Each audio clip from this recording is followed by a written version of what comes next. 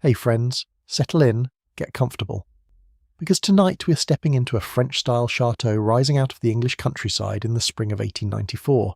into everything it actually took to turn one weekend inside it into something a guest would remember for the rest of their life. A writing desk inlaid with porcelain plaques, built originally for a French court that revolution scattered into pieces decades before this house ever existed. A gilt bronze elephant the size of a large dog, its trunk and ears and tiny hidden orchestra wound by hand each morning. Delicate enough that a visiting head of state once asked, again and again, to watch it perform. A dessert service worth more than the man carrying it would earn in a lifetime, counted piece by a single set of careful hands with a magnifying glass, before a single guest had even stepped down from the carriage. Tonight holds a great many more of these, folded quietly into one particular weekend, one particular family, and the small army of hands that made it all look effortless.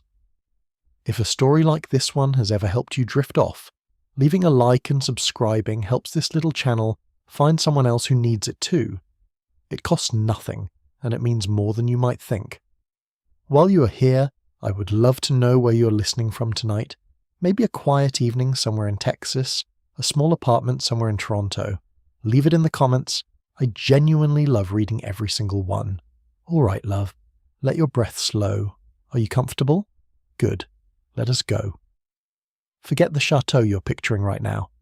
Not yet, anyway. We will get to the towers and the terraces and the long gravel drive sweeping up through the trees, because they are real and they are extraordinary, and in a few minutes you will see them the way a carriage full of arriving guests once saw them.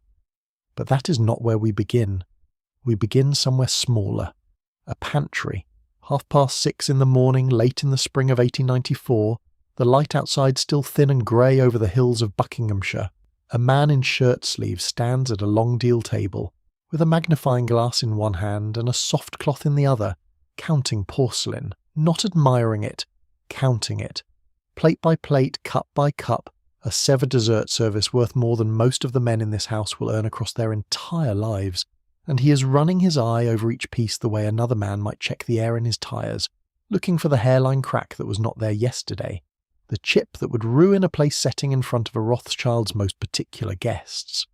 Somewhere above him, in a bedroom with pale grey silk on the walls, Baron Ferdinand de Rothschild is already awake, and already, in his quiet, unhurried way, thinking about 100 small things that have nothing to do with money and everything to do with whether the right person will be seated beside the right person at dinner tonight. That is the detail I want you to sit with for a moment, before anything else. This was, by any reasonable measure, one of the richest men in Europe. He could have built anything. He built a weekend. Maybe you are the kind of person who has spent a week getting ready for something. Not a wedding, nothing so large. Just a dinner, or a visit from family you have not seen in a long while. The sort of preparation where you find yourself vacuuming under furniture nobody will ever look under, just in case.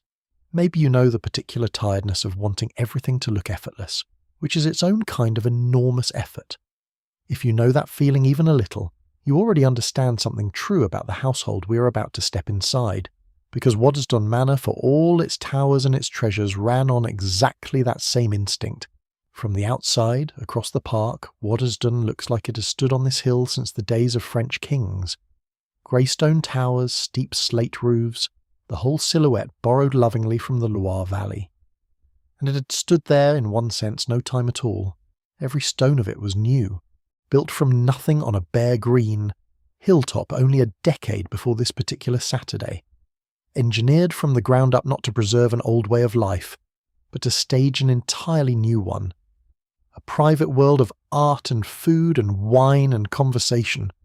built for a man who had lost his wife young and never remarried, and who had decided, in his own quiet way, to fill the silence with beautiful things and interesting people instead.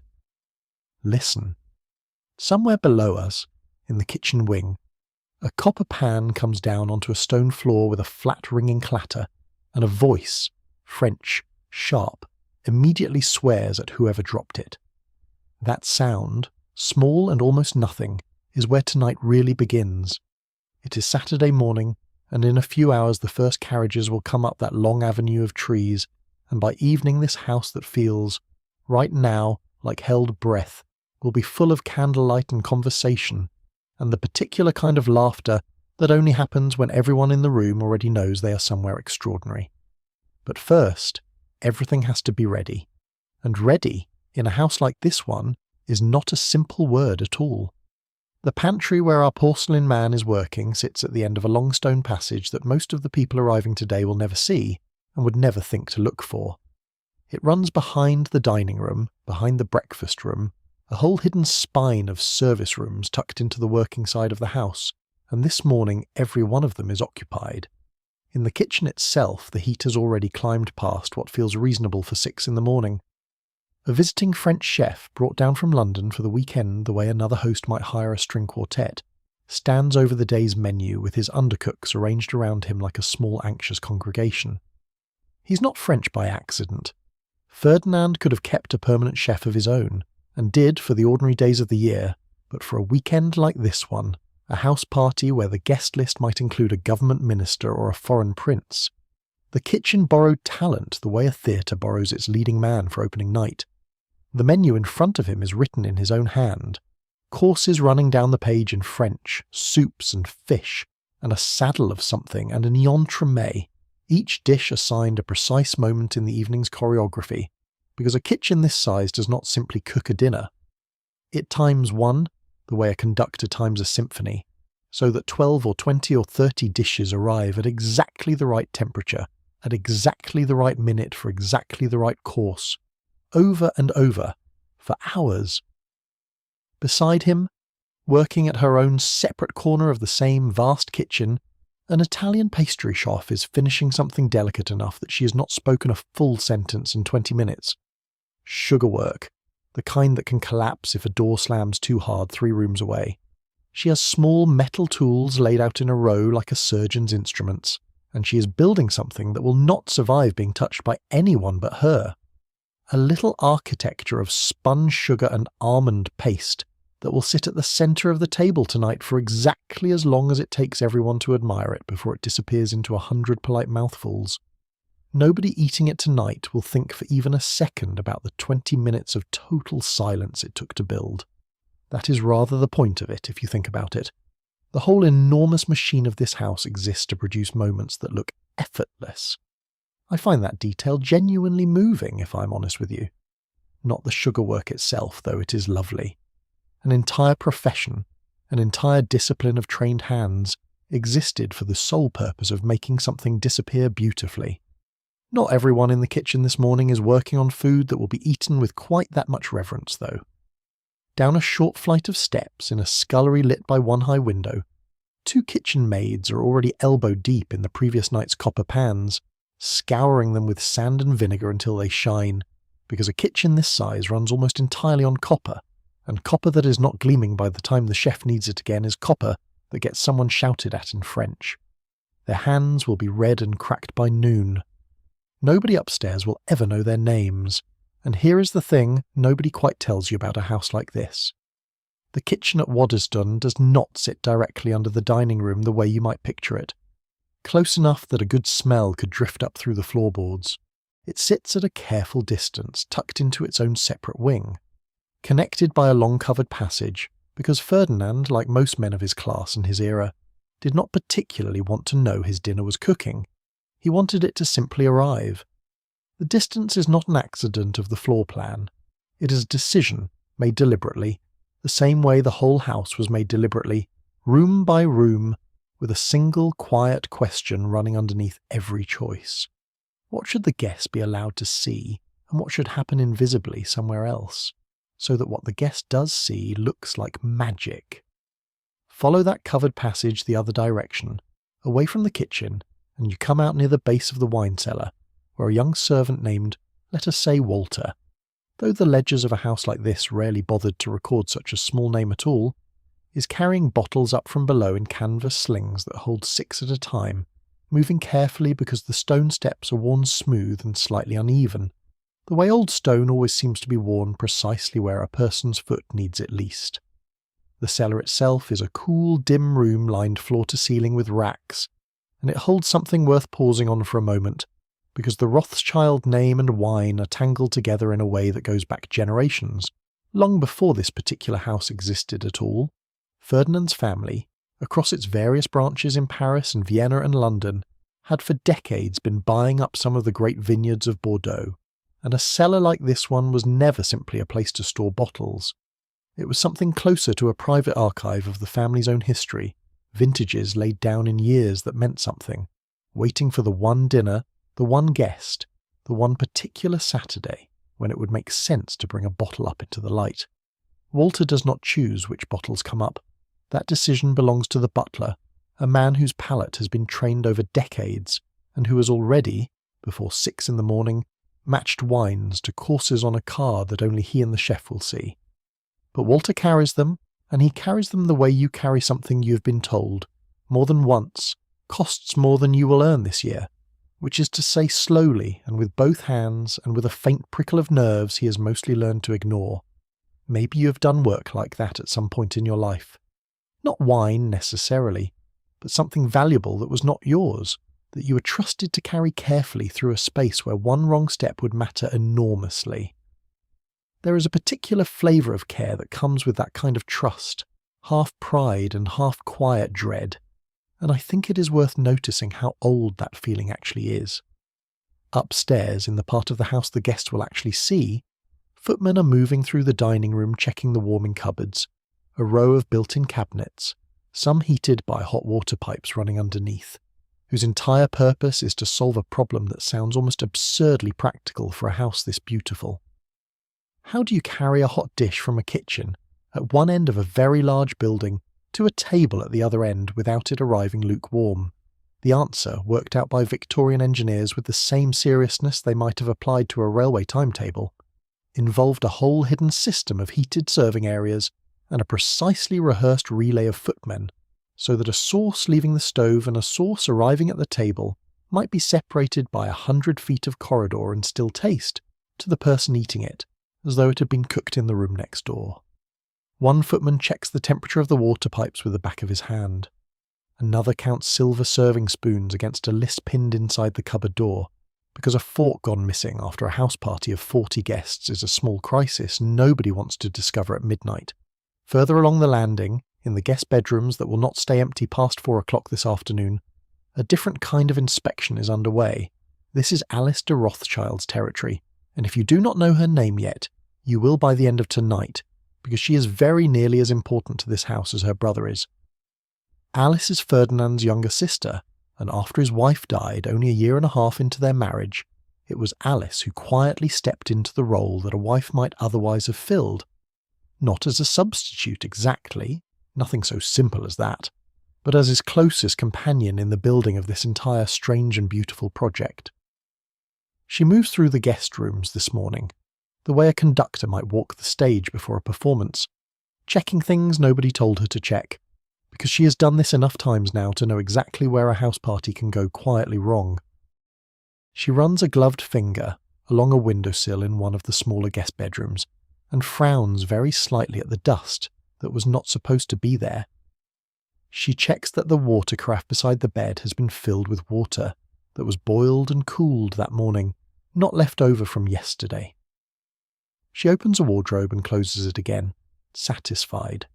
and in nearly every room she pauses over the flowers, because flowers, more than almost anything else in this house, are Alice's particular passion. Waddesdon's gardens and glasshouses exist in large part because of her, and she treats the placement of a vase of hothouse roses beside a French writing desk with the same seriousness a museum curator might bring to hanging a painting.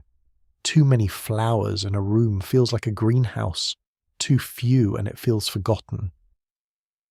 She adjusts one arrangement by perhaps 2 inches and moves on, and you would never guess, watching her, that this same woman will spend part of this afternoon receiving a duchess with perfect, unhurried warmth, as though she has nothing at all on her mind but the pleasure of the visit. That is rather the trick of this whole household, if you want to call it a trick. Nothing that looks effortless actually is. In one particular guest bedroom, the one that has been prepared for a gentleman travelling down from London, whose exact rank in tonight's dinner seating has already caused 2 separate conversations between Alice and the housekeeper. Something small is placed on the writing desk that tells you everything about how this house thinks. a little leather folder embossed, containing nothing but blank paper and a few postage stamps, so that a guest who wishes to write a letter home need never ask for anything at all. The need is simply anticipated and quietly met before it has been felt. I think that is worth sitting with for a moment. An entire philosophy of hospitality distilled into a folder of stationery nobody will ever comment on, because comment was never the point. Beside the porcelain man in his pantry, and the chef bent over his menu, and Walter carrying his bottles and Alice adjusting her roses by 2 careful inches, there is a 5th kind of preparation happening this morning that has nothing to do with food or flowers or furniture at all. In a small sitting room near the housekeeper's own quarters, a senior maid is going over a list of names, the guests expected this afternoon, and beside each name, in careful handwriting, a set of small private facts that no guest would ever imagine a servant had troubled to learn.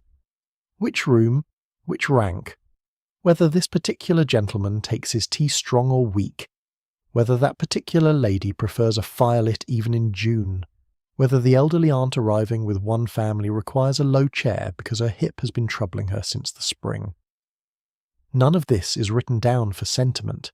It is written down because a great house runs on the appearance of intuition, and intuition, at this scale, has to be manufactured in advance, memorized, rehearsed, so that when the guest actually arrives, every small comfort seems to simply happen as though the house itself had been quietly waiting just for them. Now, come with me down to the grey drawing room for a moment, because there is something in here I have been wanting to show you since we started, and this is as good a time as any.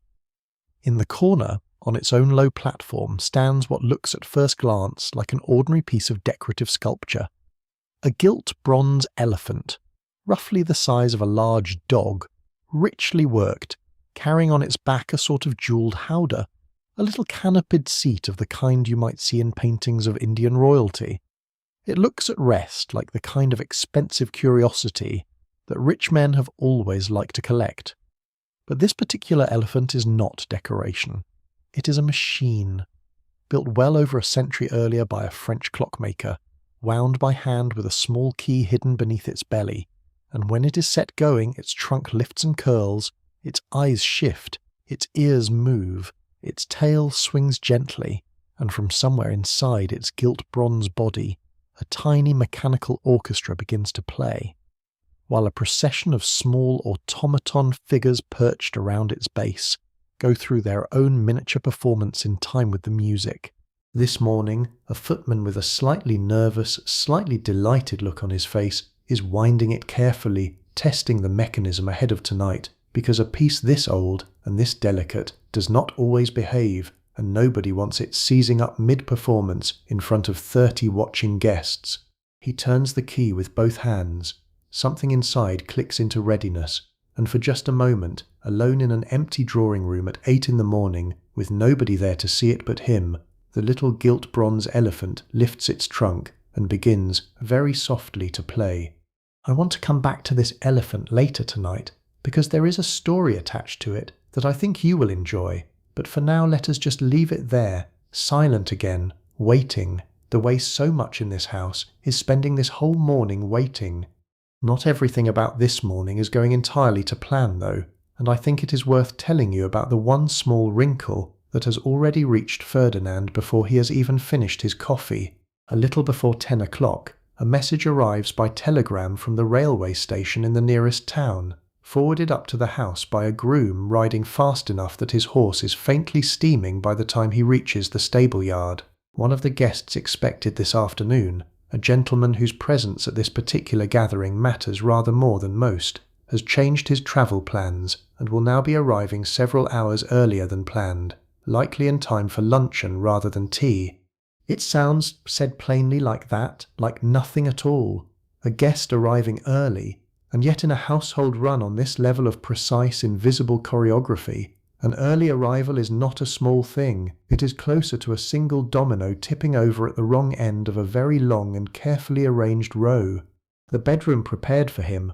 on the north side facing the parterre, was not going to be entirely finished until early afternoon, and Alice, standing in the hallway with the telegram in her hand, does the sort of rapid, silent calculation that housekeepers and hostesses of her era were simply expected to be able to do without visibly breaking stride.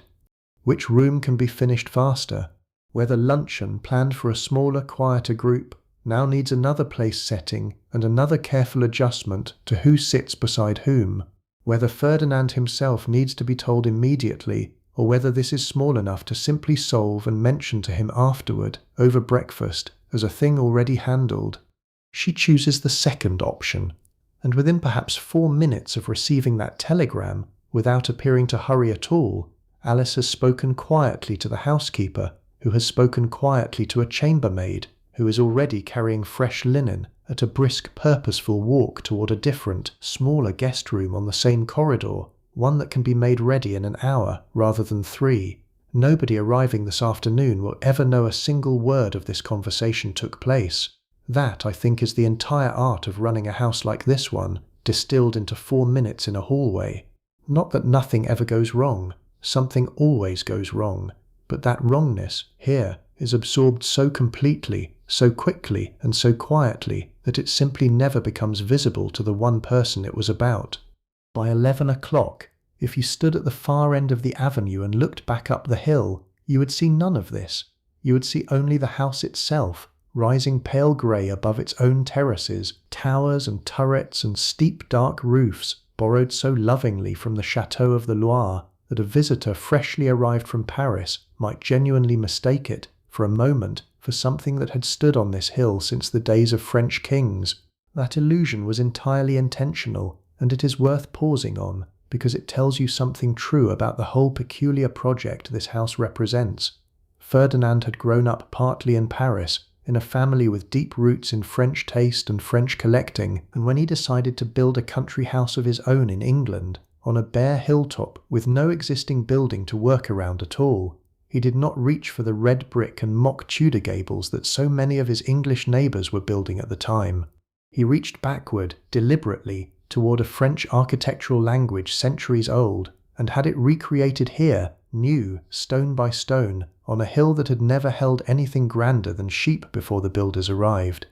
And yet behind that historic-looking face, every single system running through the house was as modern as anything in England. Electric light in many of the principal rooms at a time when most country houses were still burning oil and candle wax, hot water piped to bedrooms,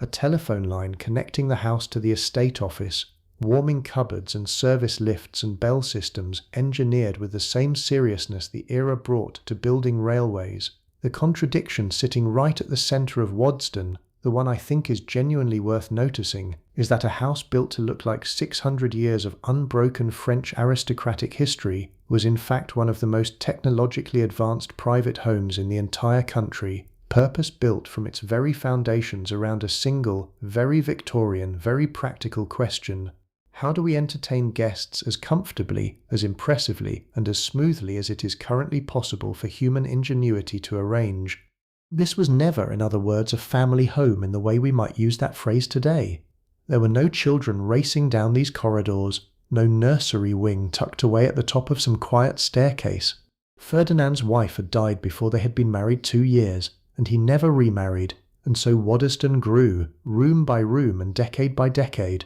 not around a family's ordinary daily life, but around something rather more specific and rather more interesting. A single man's determination to build the most perfect possible stage for the pleasure of the people he found worth knowing, and to fill it, weekend after weekend, with exactly enough beauty and exactly enough comfort that nobody arriving through those doors would ever want to leave a moment before Monday morning made them.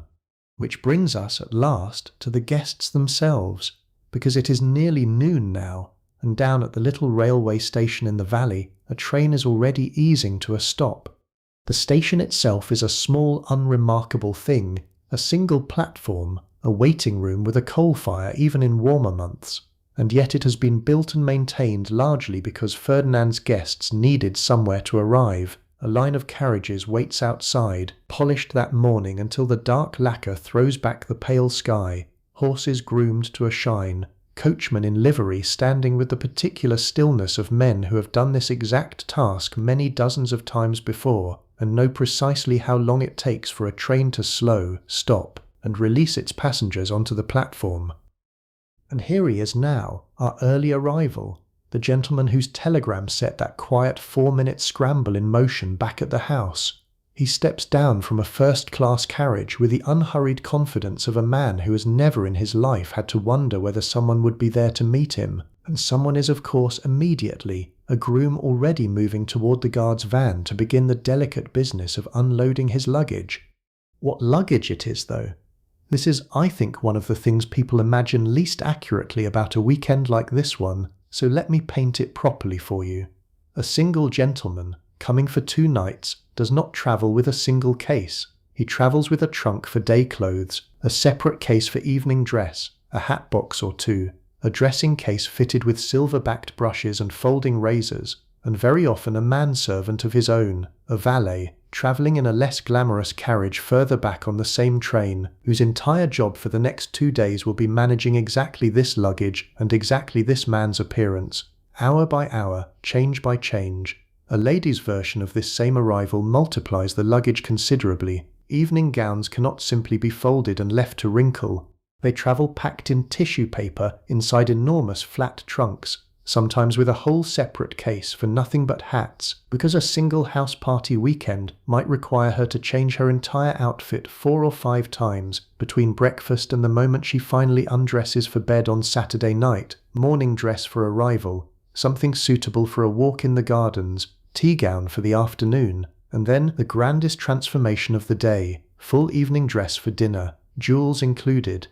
Every trunk, every hat box, every dressing case is labelled, sometimes with the guest's own initials stamped into the leather, sometimes with a small paper tag the housekeeping staff attach the moment it comes off the carriage, so that within minutes of arrival a small army of footmen and ladies' maids can sort an entire pile of nearly identical-looking luggage and deliver each piece to precisely the correct bedroom, without a single item going astray. Watch closely and you will see it happen almost like a dance, a footman lifting a trunk marked with a small chalk letter corresponding to a bedroom, carrying it up the back stairs at a pace just short of a trot, while another footman is already coming back down for the next one. Our early gentleman, meanwhile, is being received rather differently, up at the house itself, where Alice has come out onto the front steps herself to greet him, warm and entirely unhurried, as though his early arrival were exactly what she had been expecting all along, and not a small crisis solved in 4 minutes flat 2 hours earlier. That is worth noticing, I think. The seam is invisible. He will never know there was a seam at all. Luncheon on a day like this is a strange hybrid sort of meal, planned for uncertainty because arrivals never come in a tidy single wave. Some guests, like our early gentleman, will sit down to it properly, at a table laid with rather less ceremony than tonight's dinner will bring, cold meats and a light fish course and something delicate to finish, while others are still an hour or 2 away, rattling up the drive in hired carriages from the same station, watching the towers of the house grow larger through the trees with an expression Ferdinand has seen many times before, and still, quietly, enjoys watching for. That particular moment, the first full view of Waddesdon from the avenue, catches almost everyone the same way. Conversation simply stops. Even people who consider themselves difficult to impress tend to lean toward the carriage window without meaning to. By 3 in the afternoon, most of the guest list has arrived, and the house is shifted into a different register entirely, the quiet, purposeful bustle of the morning replaced now by voices in the hallways, the particular warm noise of people greeting people they have not seen since the last house party, or the one before that, in someone else's equally grand house somewhere else in England. Tea is laid in the morning room, a bright, comfortable space that catches the afternoon light, and this is where introductions properly happen, where a guest meeting Ferdinand for the first time gets their first real sense of the man behind all this careful machinery. And here is something worth knowing about him, because it complicates the picture rather nicely. Ferdinand himself, for all the staggering wealth surrounding him, was not a showy man in conversation. He was known among his friends for a certain quiet, almost self-deprecating wit, for genuine curiosity about the people he met, rather than a desire to impress them, and for a slightly delicate constitution that meant he rarely stayed up as late or ate as richly as the feasts he laid on for everyone else. He would move through the morning room this afternoon, greeting each guest individually, remembering small details from previous visits, a daughter's recent engagement, a diplomat's posting abroad, and it is this, more than the porcelain or the paintings, that people who visited Waddesdon tended to remember afterward. Not simply that the house was magnificent, but that their host made them feel, however briefly, like the single most interesting person currently in England. Alice moves through the same room a half step behind him, or sometimes ahead, filling gaps, steering a slightly awkward silence between two guests who have never met into an easy shared conversation about gardens, or horses, or a mutual acquaintance, the kind of quiet social engineering that looks, if you are not watching closely, like nothing at all, and is in fact one of the most skilled performances happening anywhere in the house today.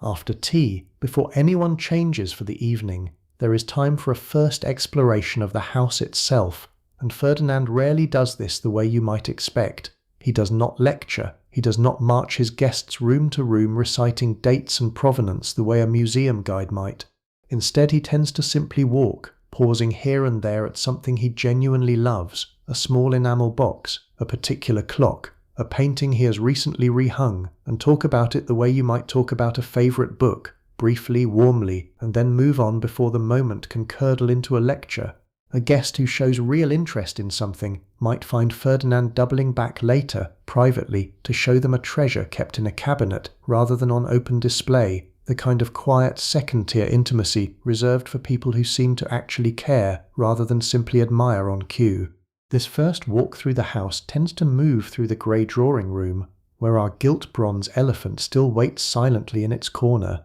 on through the west gallery with its long stretch of French furniture, gilded and curved and upholstered in silk that has never once had a child's sticky hand rest against it, and into rooms hung with paintings that would, in almost any other setting, be the single most important object in the building, and here simply take their place among dozens of other extraordinary things. A portrait by Gainsborough shares wall space with Dutch cabinet paintings small enough to hold in two hands, painted with such extraordinary precision that guests often lean in close enough that a footman standing nearby has learned, over years of practice, exactly when to clear his throat gently before a nose gets too near the varnish.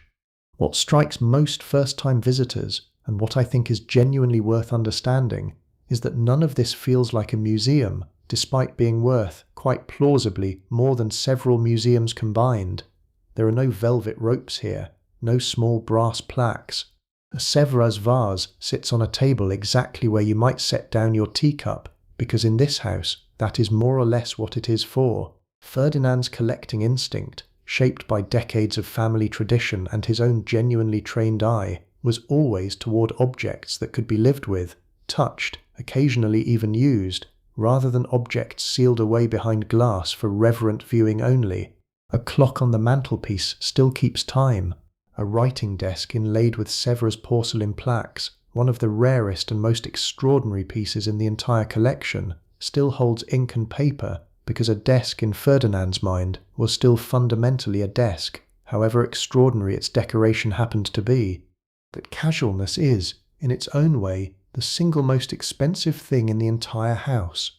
Anyone can lock a treasure behind glass. It takes a particular kind of confidence and a particular kind of staff trained to an almost invisible vigilance to let your guests set down a teacup on a table worth more than their own family home and trust that nothing will go wrong. By 5 o'clock the light outside has begun to soften into that long golden slant peculiar to English early summer evenings, and the house begins its next quiet transformation. Guests drift back to their rooms to rest, or write letters, or simply sit by a window and watch the gardens change colour in the failing light. And this is the moment when, upstairs and down, an entirely different kind of preparation begins, because dinner tonight is still hours away, and getting ready for it, properly, will take nearly all of them.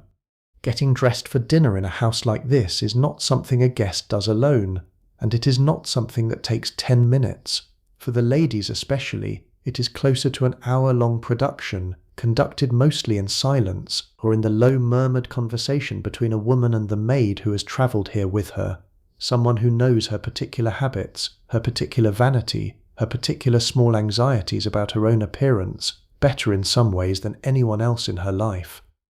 Picture one guest room, one lady, roughly 32 years old, the wife of a man attending tonight's dinner for reasons that have rather more to do with politics than friendship, though she will never let that show in her conversation later. Maybe she is genuinely fond of these weekends, the escape from her own quieter household, the chance to wear the very best of what she owns in front of people worth impressing. Maybe she is faintly exhausted by them too, by the sheer performance of it all, though she would never say so out loud, not even to her own maid. Both things can be true in the same woman at the same time, and I think that particular contradiction is worth sitting with for a moment, because it is more honest than the simple picture of effortless glamour these evenings tend to leave behind in old photographs. Her maid begins with her hair, working it into the elaborate shape fashion currently demands, pins going in one after another, each one adjusted and readjusted until the whole structure sits exactly right, because a single loose pin discovered halfway through dinner is the kind of small disaster that can occupy far too much of a woman's attention for the rest of the evening. Then the corset, laced tighter than the daytime version she wore for walking the gardens, because evening dress in this era was cut to show off a particular silhouette, and comfort was, frankly, a secondary consideration to the line of the gown. Then petticoats, layer after layer, and finally the gown itself, deep blue silk this evening, chosen weeks ago and packed with tissue paper between every fold so that it would arrive here without a single crease, fastened up the back with a long row of small hooks that no woman in this era could possibly manage without a second pair of hands. Jewellery comes last, and this is where the maid's job shifts from practical to almost ceremonial, unwrapping pieces from a locked travelling case, a necklace, earrings, perhaps a bracelet that belonged to this woman's own mother, fastening each one with the particular careful attention you give something that cannot be easily replaced. A last look in the mirror, a small adjustment to a stray curl, and then, only then, is she ready to walk down that grand staircase and become, for the evening, exactly the version of herself this whole elaborate process was built to produce. The gentlemen, if I am honest, have it considerably easier, though nobody watching them dress would call it effortless either. A valet lays out evening dress, black and white, precisely pressed, studs and cufflinks chosen and arranged in advance, and the entire process, while still requiring real skill and real attention, takes perhaps a third of the time. There is a particular kind of quiet satisfaction, I think, in watching a well-trained valet work, the economy of motion, no wasted gesture, decades of practice compressed into 10 efficient minutes that leave a man looking as though dressing for dinner required no thought at all. Downstairs, meanwhile, in the pantry where our porcelain man spent his morning, the final preparations for tonight's table are underway, and this is worth seeing too, because a table set for 30 guests does not simply happen. Each place setting is measured against its neighbours with something close to geometric precision, silver aligned, glasses positioned by a small brass gauge, some houses actually kept for exactly this purpose, so that from one end of the table to the other, every single setting looks identical to the eye, even though it took a footman perhaps 90 seconds of careful adjustment to achieve. Flowers run down the centre of the table in a long low arrangement Alice approved earlier that afternoon, chosen specifically low enough that guests seated across from one another can still see each other's faces, a detail so small most people never notice it was ever a decision at all. At 8 o'clock, a gong sounds somewhere in the hall, low and unhurried, and the guests begin to gather in the drawing room before dinner is announced, the men in identical black and white, the women a moving garden of colour and jewels catching the electric light in a way that candlelight in older houses never quite managed.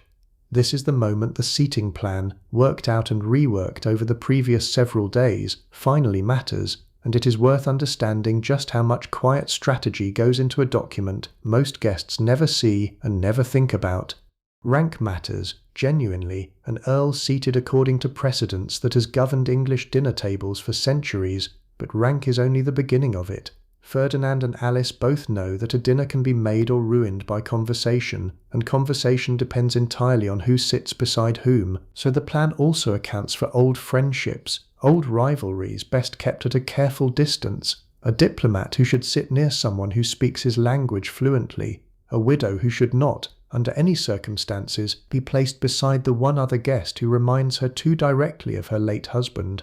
Our early arriving gentleman, the one whose telegram caused such a quiet scramble that morning, finds himself seated exactly where the revised plan places him, beside a conversationalist chosen specifically because Alice noticed, during tea, that the two of them had already fallen into an easy rapport discussing horses. He will never know this seating was adjusted twice today to accommodate his early arrival. He will simply experience, as intended, a delightful dinner companion who happens to share his interests. That is the whole quiet magic trick of this house, performed again, invisibly, for the second time today. Dinner itself unfolds across perhaps a dozen courses, each one smaller than you might expect, because a 12-course dinner that filled you up on the third course would be a failure of pacing rather than a triumph of hospitality. A clear soup first, then perhaps a delicate fish in a butter sauce, then a small entree, something rich but modest in portion, before the main event of a saddle of lamb or venison carried in with real ceremony, footmen moving in a rehearsed rhythm around the table that took years to build into instinct, wine changes with nearly every course, and this is where the cellar Walter spent his morning climbing pays its full return. A crisp white with the fish, something fuller and darker with the meat, each bottle opened and checked by the butler himself before a single glass is poured, because a corked bottle discovered mid-course is precisely the kind of small disaster this entire elaborate system exists to prevent. Conversation at a table like this moves in currents you would not necessarily expect from a simple country weekend. Politics comes up more than you might think, lightly at first, a comment about events in Parliament, a diplomat's careful, non-committal opinion on something happening on the continent, the kind of talk that sounds, on the surface, like ordinary dinner conversation, and is in fact, for some of the people at this table, rather closer to work. Ferdinand himself sat, at various points in his life, as a member of Parliament, and a weekend like this one, however relaxed it appears, has always served a double purpose for men in his position, pleasure and connection woven together so completely that it becomes difficult even for the guests themselves to say for certain where one ends and the other begins. By the time the final course arrives, something light and sweet built by our pastry chef, the very same architecture of sugar we watched her construct in total silence early this morning, conversation has softened into something warmer and less formal, the particular ease that settles over a table once everyone has eaten well and the wine has done its quiet, gentle work. Ferdinand, watching from his place at the head of the table, allows himself, I think, a small private moment of satisfaction here, the kind that has nothing to do with the porcelain or the wine or the extraordinary cost of the whole evening, and everything to do with the simple fact that 30 people who did not know quite what to expect this morning are now, tonight, genuinely enjoying themselves in his house. After dinner, the party moves back through to the drawing room, and this is when our gilt bronze elephant finally gets its evening's work. Ferdinand has a way of introducing it that never feels rehearsed, even though by this point in his life he has performed this exact small ceremony for dozens of different house parties. He simply mentions it, almost in passing, while guests are settling into chairs and sofas with coffee, and within a minute or two the whole room has quietly gathered around the platform in the corner, the way people always seem to gather around something mechanical and beautiful, half curiosity, half the simple childlike pleasure of watching something unexpected come to life. A footman winds the key. The little orchestra begins, trunk lifting, ears moving, tiny figures performing their own small rehearsed drama around the elephant's base, and for perhaps 90 seconds, 30 adults in formal evening dress watch a golden toy with the same open, delighted attention you might see on a child at a fairground. I mentioned earlier I wanted to tell you a story about this elephant, and here it is, because it is one of my favourites in the whole history of this house. Some years before tonight, during a state visit to England, the Shah of Persia was shown this very automaton, and reportedly enjoyed it so much that he asked, quite insistently, to see it perform again, and then, by most accounts, a good many more times after that, to the visible patience and eventual quiet amusement of his hosts, a reigning monarch utterly captivated by a mechanical elephant the way anyone in this room tonight might be, given half a chance. There is something rather wonderful, I think, in the idea that wealth and power and royal protocol can all fall away in an instant in front of something that simply delights you, and that a gilt bronze elephant built for entertainment succeeded, at least for one afternoon, in doing exactly what it was built to do to a man who could otherwise have anything in the world he wanted.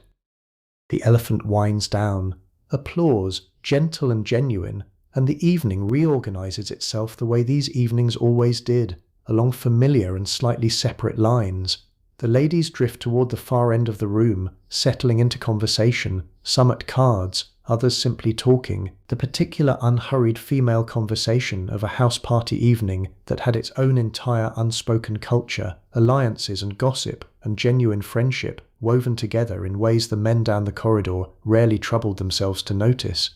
Most of the gentlemen, meanwhile, drift toward the smoking room, tucked into what was known as the bachelor's wing, a part of the house built with a very particular Victorian discretion in mind. Cigars were not considered suitable for the main rooms where ladies gathered, and so an entire separate wing existed, largely to solve this one small social problem, comfortable, masculine, faintly hazy with smoke by 10 o'clock, where conversation could turn rather franker than it had been able to at dinner, politics discussed more openly, opinions ventured that would have seemed too blunt in front of the wider company. The bachelor's wing also housed the bedrooms of unmarried male guests, kept discreetly separate from the main house, a piece of architectural tact that spared everyone, hosts and guests alike, from having to think too hard about who might wish to visit whose room after the rest of the house had gone quiet.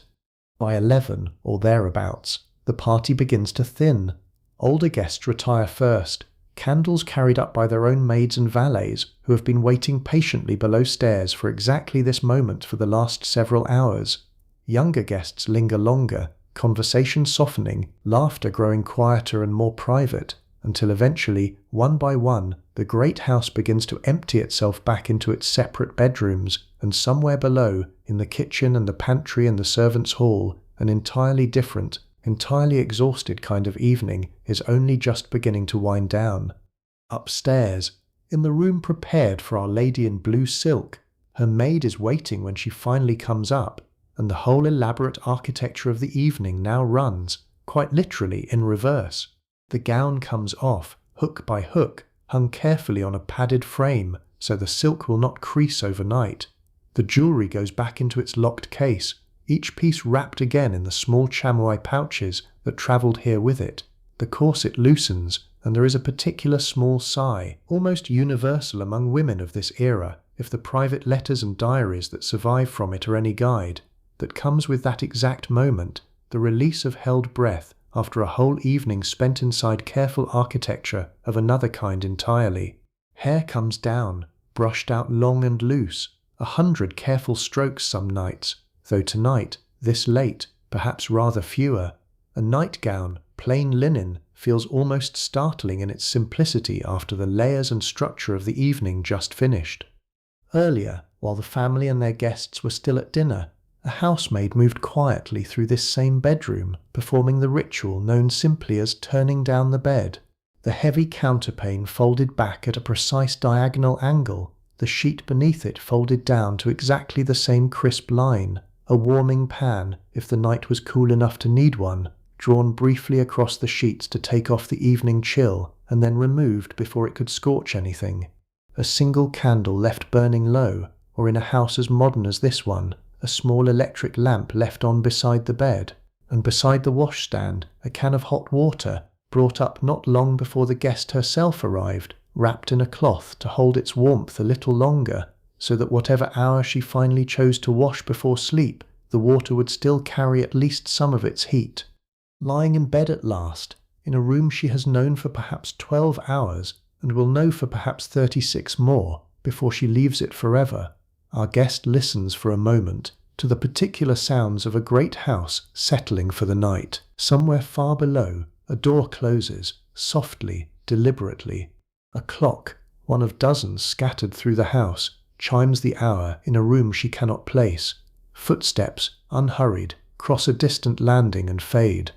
these are not disturbing sounds. They are, in their strange way, rather comforting, proof of an entire invisible world still quietly working around her even now, making sure the fire will not go cold, the doors are properly locked, the house itself is safe and settled before anyone in it is finally allowed to rest.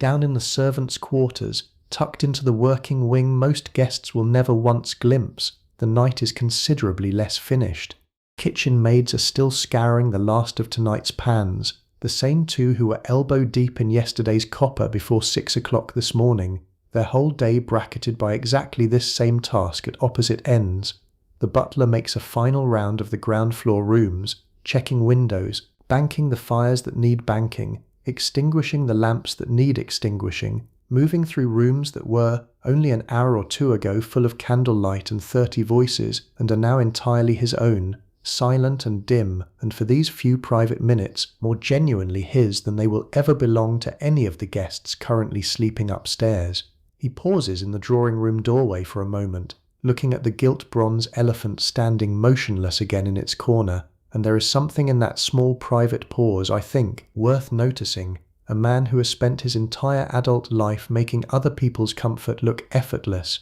allowing himself, for just a moment, alone, the simple quiet satisfaction of a day well managed. Then he too climbs the narrow back stairs to his own room, considerably smaller and considerably plainer than any bedroom occupied by a guest tonight, and the house at last properly sleeps. Sunday morning at Waddesdon does not begin the way Saturday did, all urgency and preparation. It begins slowly, almost lazily, because a house party breakfast is one of the few genuinely relaxed rituals in the entire weekend, and I think it is worth noticing that contrast, because it tells you something about how carefully the whole rhythm of these 2 days was designed. There is no single moment when everyone sits down together. Instead, breakfast is laid out across a sideboard in the breakfast room, chafing dishes keeping eggs and bacon and kidneys warm across several hours, coffee and tea and chocolate available whenever anyone happens to wander down, and guests arrive at their own pace, some as early as 8, drawn down by the particular quality of English morning light through tall windows, others considerably later, having earned by their own reckoning a slower start after the previous night's dinner.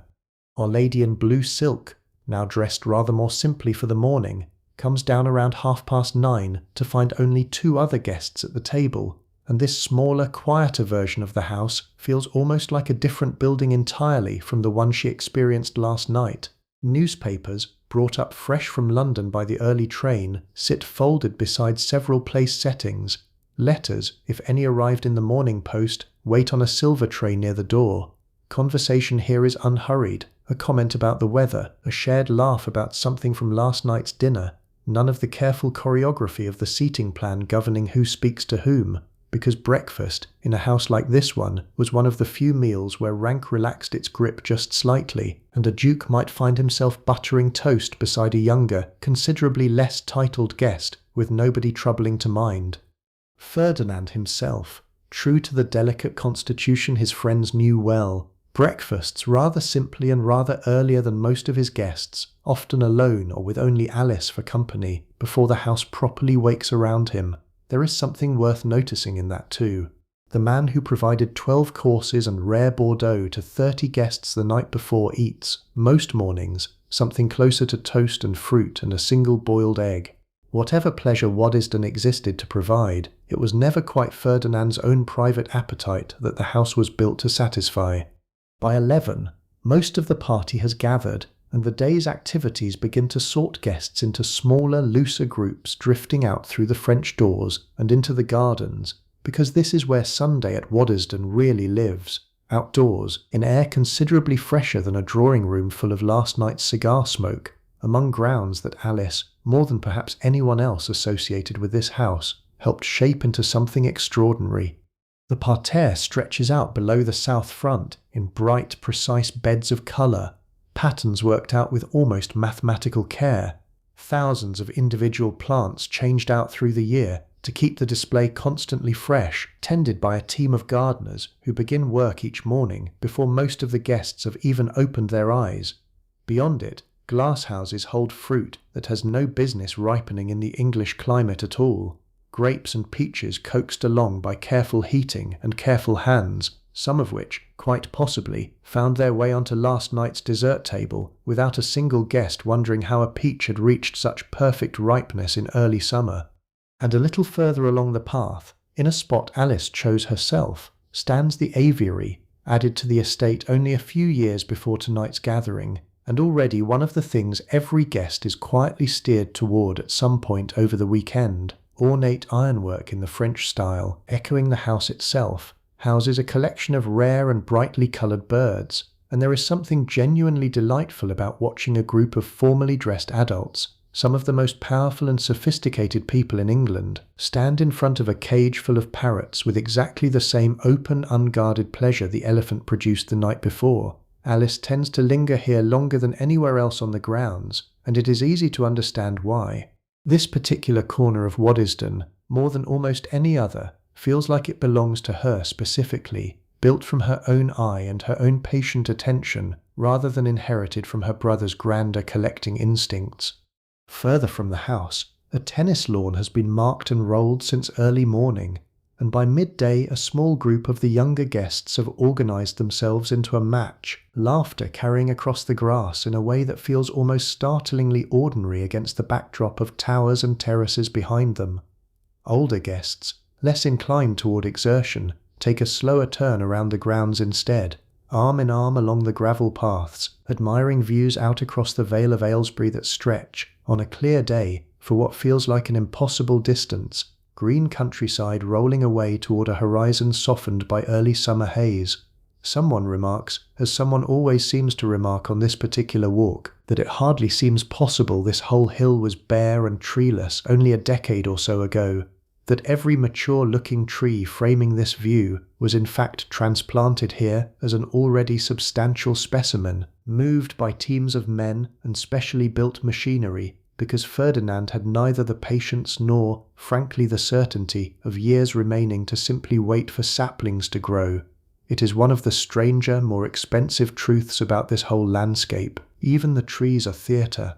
By 1 o'clock, the whole scattered party begins drifting back toward a marquee set up near the aviary, or on cooler days into the morning room, for a luncheon considerably less formal than dinner. Cold dishes largely, salads and cold fowl and something light to finish, taken standing or seated loosely around small tables rather than the single long formal arrangement of the night before. Conversation here has a different texture entirely, looser, funnier, the accumulated ease of a full day and a half spent together beginning to show. Our early arriving gentleman from Saturday morning, thoroughly settled in by now, finds himself telling a story about the tennis match that has half the table laughing, and there is nothing in his manner to suggest he was ever, at any point this weekend, the subject of a quiet 4-minute crisis in a hallway.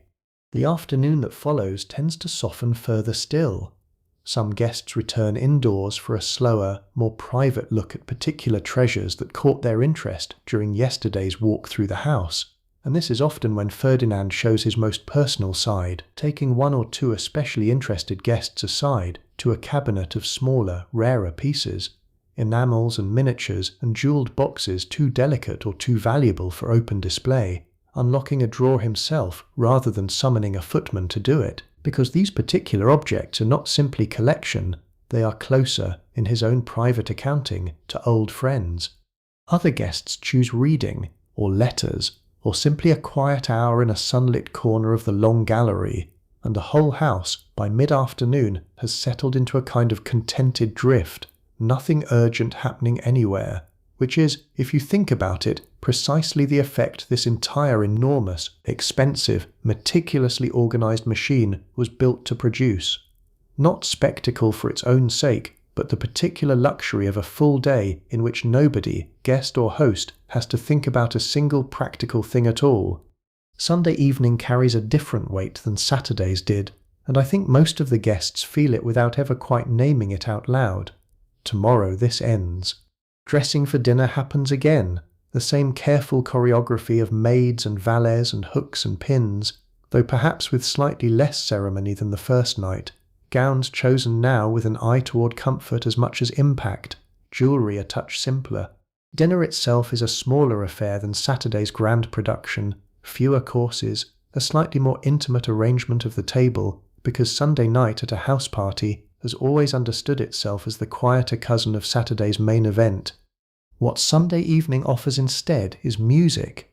After dinner, rather than gathering around the gilt bronze elephant again, the party moves toward the piano, and one of the younger guests, a lady with a genuinely accomplished touch, is persuaded, after the customary round of polite protest, to play. The room settles in a way it did not quite manage the night before. Chairs turned toward the instrument, conversation dropping to a murmur, and then, gradually, to nothing at all beneath the music. Ferdinand, who loved music with the same genuine, unshowy passion he brought to his collecting, listens from a chair near the fire with his eyes half closed, and there is something rather moving, I think, in picturing him there, a man who built an entire fantastical château to fill the silence his wife's death left behind, sitting quietly content in exactly the kind of gentle, unforced gathering that silence was always meant to become.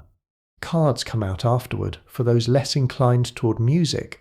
A card table set up in a corner of the drawing room. Low stakes and lower urgency, the particular comfortable murmur of people who have spent an entire weekend together and no longer feel any need to perform for one another quite so carefully.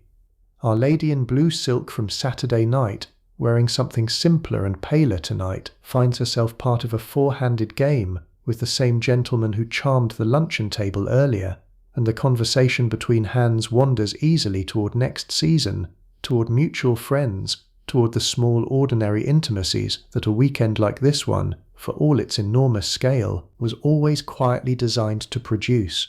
By 11, the house begins its familiar unwinding, guests drifting up in twos and threes, candles and lamps carried by patient maids and valets who have, by this point in the weekend, learned the particular habits of each guest well enough to anticipate them without asking. But not everyone retires at once. In a smaller sitting room off the main drawing room, 3 or 4 guests linger later than the rest, the kind of late-night, half-whispered conversation that only happens once a house party has settled fully into itself, gossip traded gently, an old friendship deepened by an hour of genuine talk, perhaps even, in one quiet corner, the early unspoken beginning of something that will only properly reveal itself weeks or months from now, back in London, at some other gathering entirely. Ferdinand and Alice, before retiring themselves, share a final quiet moment in the corridor outside their rooms, the kind of unspoken shorthand between siblings who have run dozens of these weekends together. A look,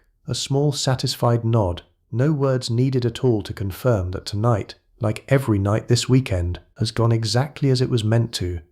Below stairs, the same tired, patient machinery works through its final hours, fires banked, doors checked, the last dishes from a smaller, gentler dinner washed and dried and returned to their shelves, and the house, once more, settles into the particular deep quiet that only a building this large, holding this much sleeping history within its walls, can ever quite achieve.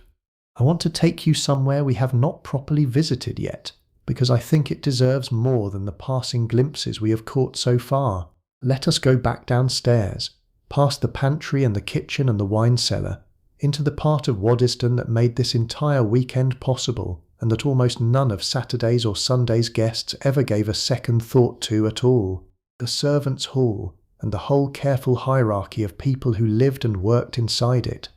At the very top of this particular world stood the butler, a man whose authority over the male household staff was near total, and whose relationship with Ferdinand himself carried a strange, specific kind of intimacy, professional rather than personal, but built on years of trust that mattered enormously. He alone held the keys to the wine cellar. He alone decided which footman stood where at dinner, which under-butler polished which silver, and it was his judgment, tested and proven across years of service, that Ferdinand relied on completely to ensure that whatever happened below stairs never once became visible above them. Beneath him, footmen, chosen in this era partly for their height and their bearing, because a matched pair of tall, similarly built footmen flanking a doorway was itself considered a small piece of visual theatre worth arranging, moved through their days in a rigid uniform of livery, powder sometimes still applied to their hair on the most formal occasions,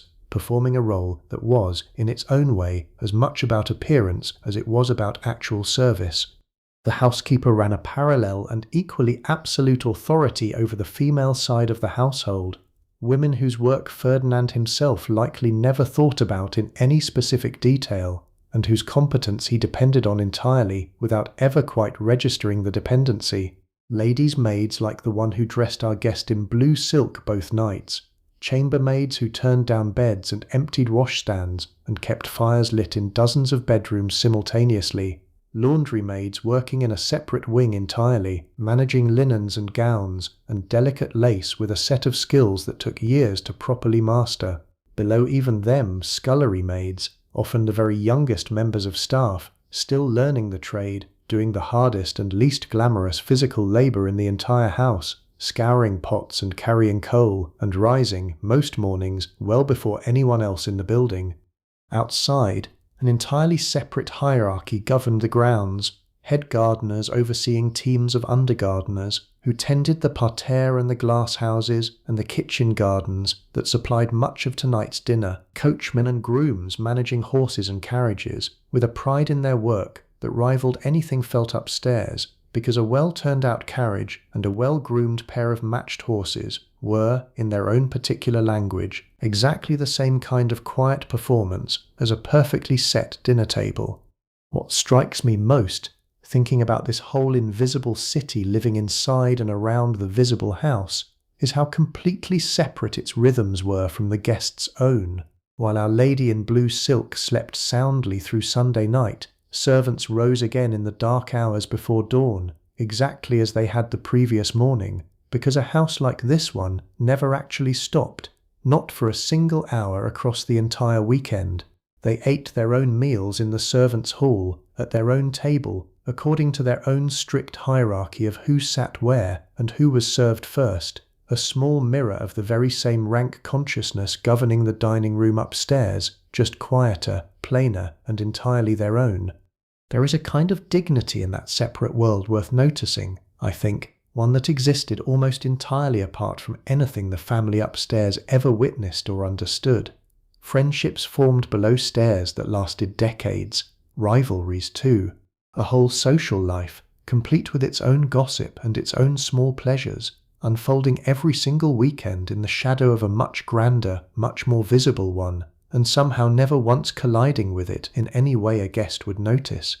One more thread runs quietly underneath this entire weekend that I think is worth pulling gently into the light, because it shapes this house in ways that are easy to miss if you only look at the porcelain and the parties. Ferdinand de Rothschild was Jewish, part of a banking family whose name, by the 1890s, was known across every capital in Europe, and his position within English aristocratic society, however warmly received he genuinely was, existed inside a set of boundaries that a Christian peer of identical wealth would never have had to think about at all. He sat in Parliament. He counted dukes and future kings among his personal friends. Guests arriving at Waddesdon this weekend included some of the most socially exalted people in England, and yet the very fact of building a house this magnificent, this deliberately overwhelmingly impressive, carried within it a kind of quiet argument that a man born into an older, more settled aristocratic family would never have needed to make. Waddesdon was not simply a place to entertain friends. It was, in its way, a statement, proof offered in stone and porcelain and perfectly timed dinners, that the Rothschild name belonged among the oldest and grandest in the land, whatever quiet reservations a smaller and more insular corner of English society might privately continue to hold.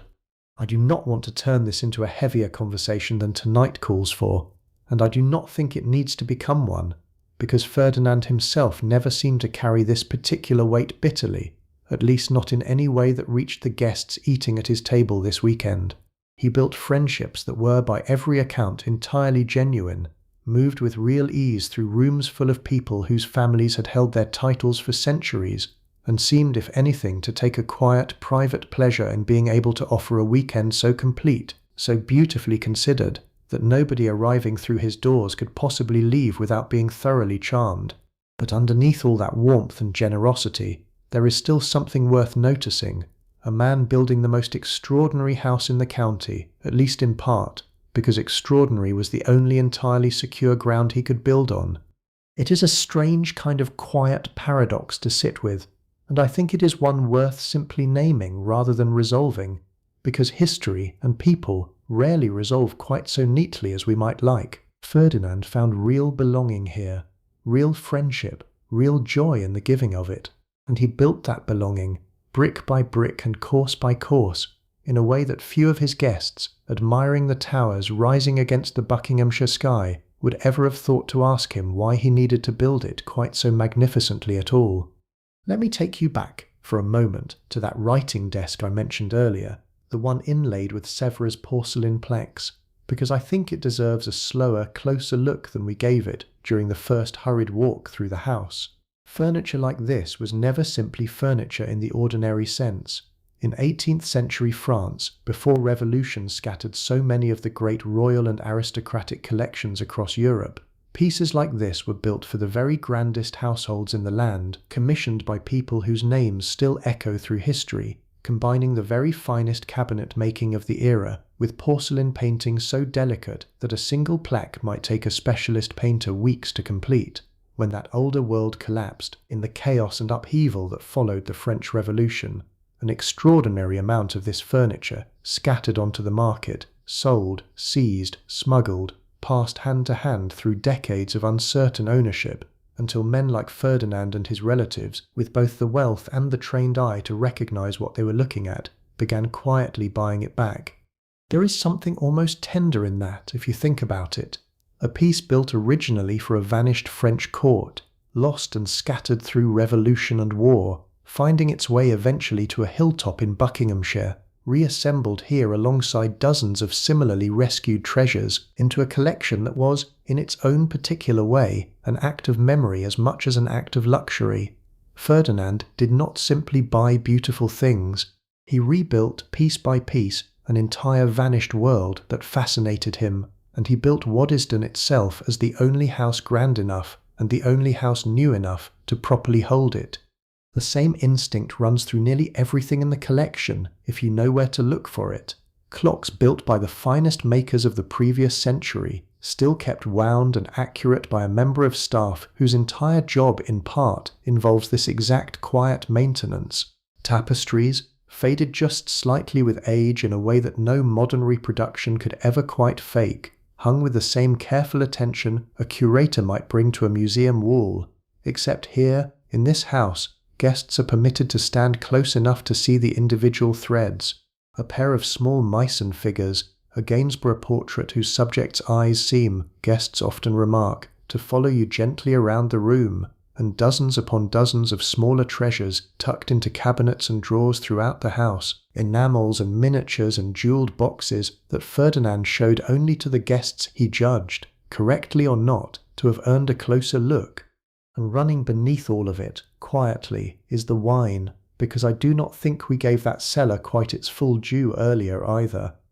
The Rothschild connection to Bordeaux runs back generations by this point in the 1890s, branches of the family across France and England having acquired some of the most celebrated vineyards in the region, and a cellar like the one beneath Waddesdon was never simply a convenient place to store what the house needed for its own dinners. It functioned, in its quiet way, as a kind of family archive, vintages laid down across decades, some purchased, some produced by the family's own estates, waiting patiently in the dark for the one evening, the one guest, the one particular anniversary or arrival that would justify finally bringing a bottle up into the light.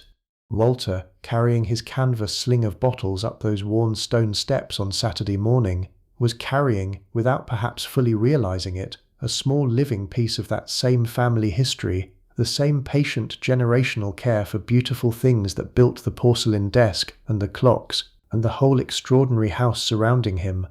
I keep coming back to something about that bedroom Our Lady in blue silk slept in both nights, and I want to sit with it a little longer because I think it captures something true about what it actually meant to be a guest inside a house like this one. She was sleeping both nights, surrounded by objects worth more than she likely owned outright in her own right. A small clock on the mantelpiece older than her own grandmother, a pair of framed miniatures whose provenance, had she asked, traced back through at least 2 vanished European courts. The washstand itself, porcelain and gilt, matched a set Ferdinand had specifically chosen for this particular room because its pale blue colouring complemented the wallpaper. And yet nothing about the room felt like a museum to her, or asked her to treat it like one. That tension, I think, sits at the very centre of what made Waddesdon such a singular kind of house party experience, different in kind from simply staying somewhere expensive. She could set her hairbrush down on that mantelpiece without a second thought. She could leave a book open, face down, on the small writing table, its spine creasing slightly. The very same instinct Ferdinand brought to his own collecting extended outward to every guest who slept beneath his roof. Beautiful things here were meant to be lived among, not simply admired from a careful distance.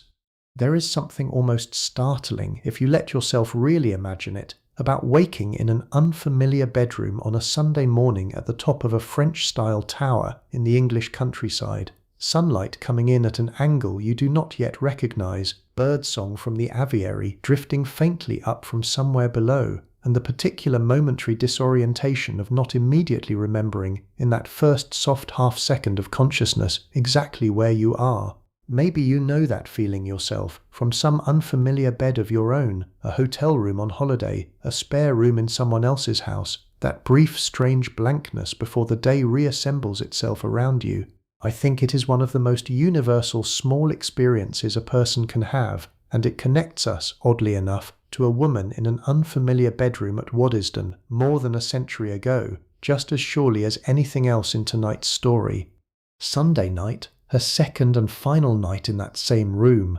carried a slightly different quality entirely, a familiarity that had not existed the first evening. She knew by then exactly where the light switch sat beside the door, exactly how the window latch worked, exactly which floorboard near the wardrobe gave the faintest small creak underfoot. A room that had felt entirely foreign 48 hours earlier had become, in that short space of time, something almost like her own. And I think there is a particular kind of quiet magic in how quickly a place can do that to a person, given only a weekend and the right degree of comfort.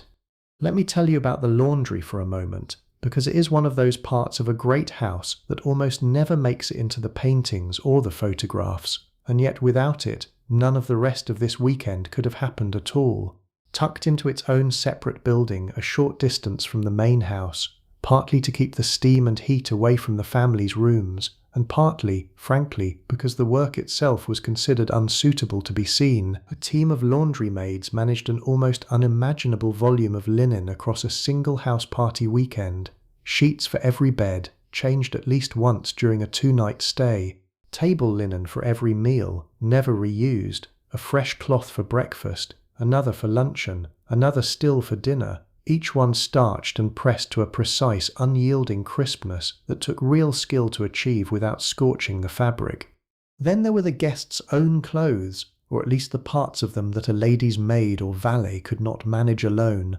delicate lace collars requiring careful hand-washing, gentlemen's shirts pressed fresh for every single change of dress across the weekend, because a gentleman at a house party like this one might change his shirt 3 or 4 times between breakfast and bedtime, and every single one of those shirts needed to look as though it had never once been worn. The laundry maids worked in heat that most of the guests upstairs would have found genuinely unbearable, hands reddened and roughened from constant contact with hot water and harsh soap, starting their day early and finishing it late, their labour entirely invisible to everyone whose comfort it quietly made possible. It is worth pausing, I think, on just how many people this single weekend actually required, because the number tends to surprise people when they hear it stated plainly. Between the house itself and the surrounding estate, a weekend like this one likely called on the labour of somewhere close to 50 or 60 people, cooks and kitchen maids, footmen and under-butlers, housemaids and chambermaids,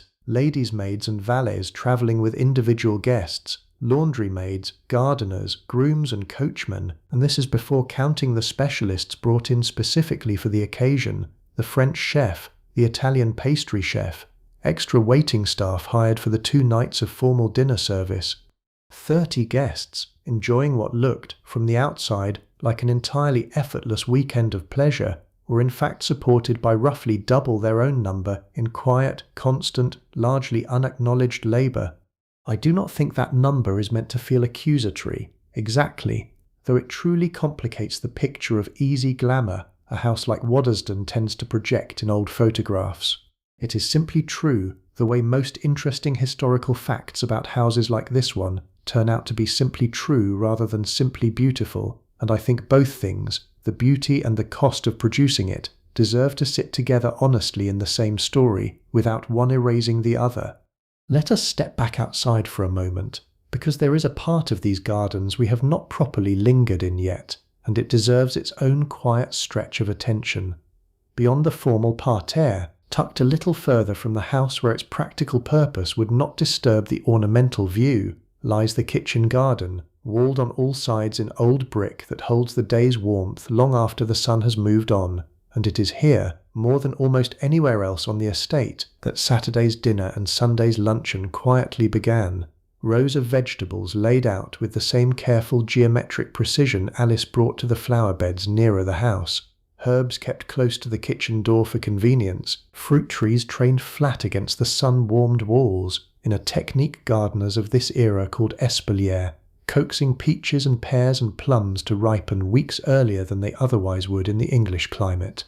The glass houses stand just beyond, glass and iron structures heated through a network of pipes running underground from a boiler tended around the clock by a gardener whose entire job, across the colder months especially, is simply keeping that fire fed so that grapes and melons and forced strawberries can ripen in defiance of the season outside.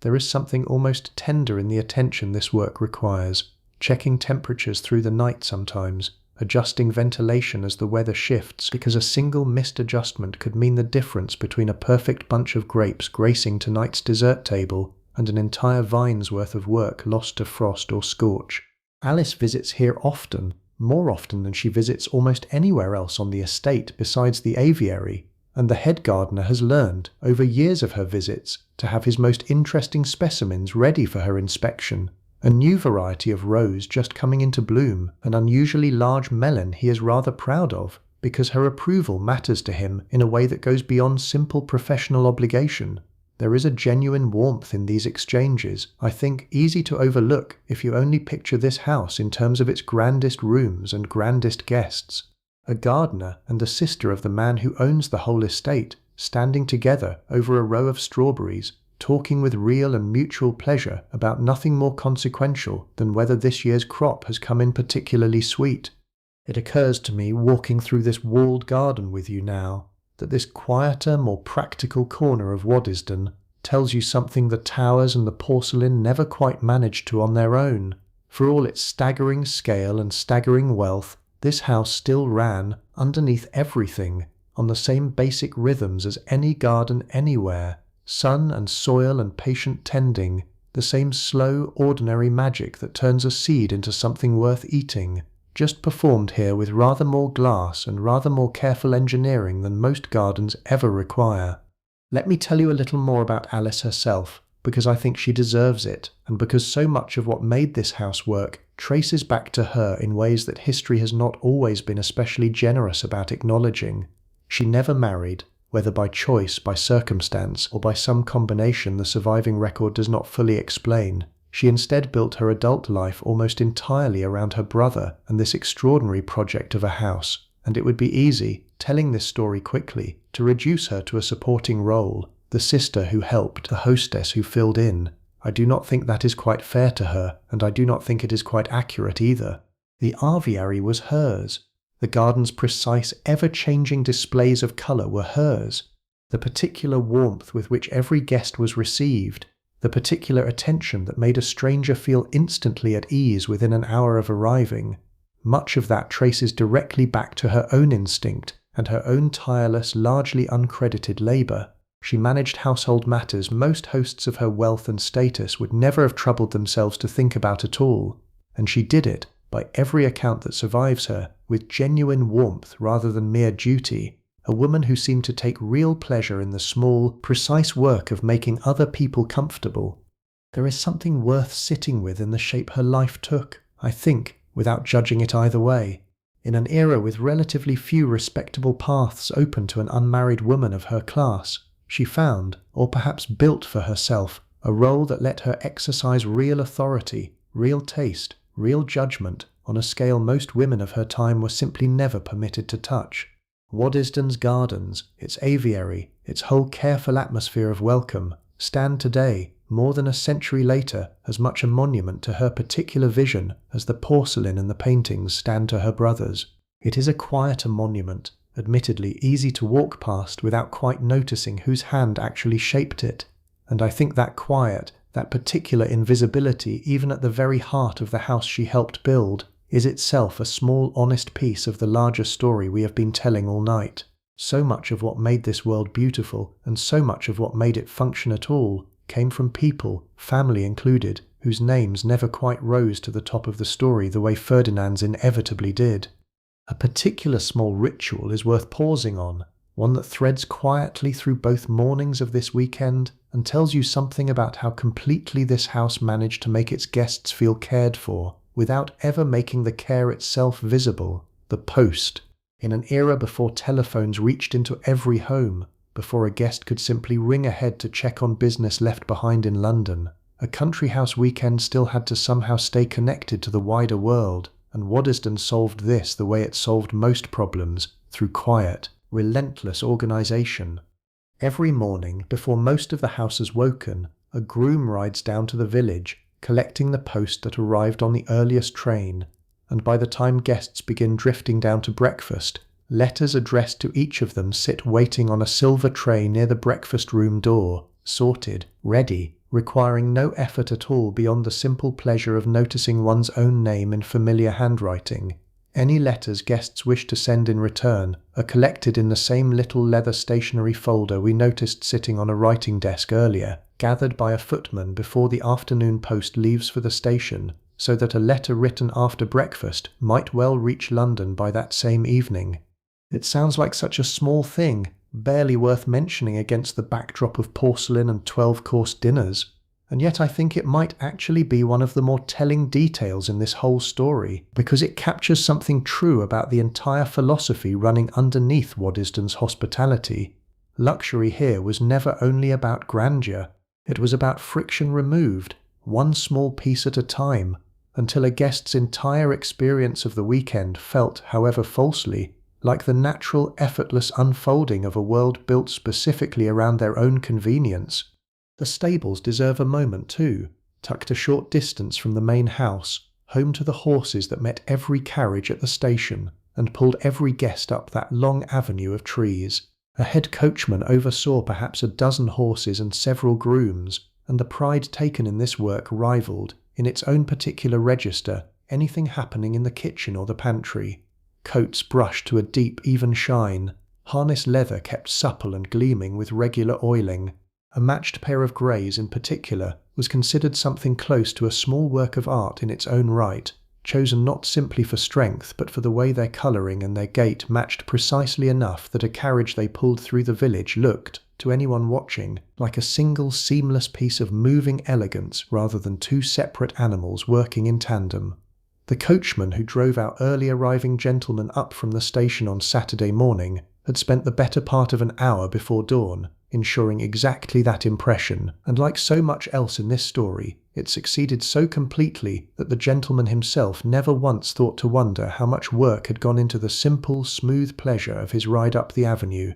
I want to go back just once more to that Saturday dinner table, because I do not think we quite finished tasting our way through it properly, and there is a particular pleasure in slowing down over food like this that I think suits exactly where we are in the night. The soup that opened the meal was a clear consomme, the kind that takes a kitchen the better part of a full day to produce properly, built from bones and vegetables simmered for hours and then clarified, painstakingly, using a raft of egg white that draws every last cloudy particle up out of the liquid, leaving behind something the colour of pale amber and clear enough to read a newspaper through, if anyone at the table had been rude enough to try. It arrived in shallow bowls, garnished with something small and precise, a sliver of vegetable cut into a shape no guest would ever consciously register, but would have noticed immediately, on some level, had it been absent.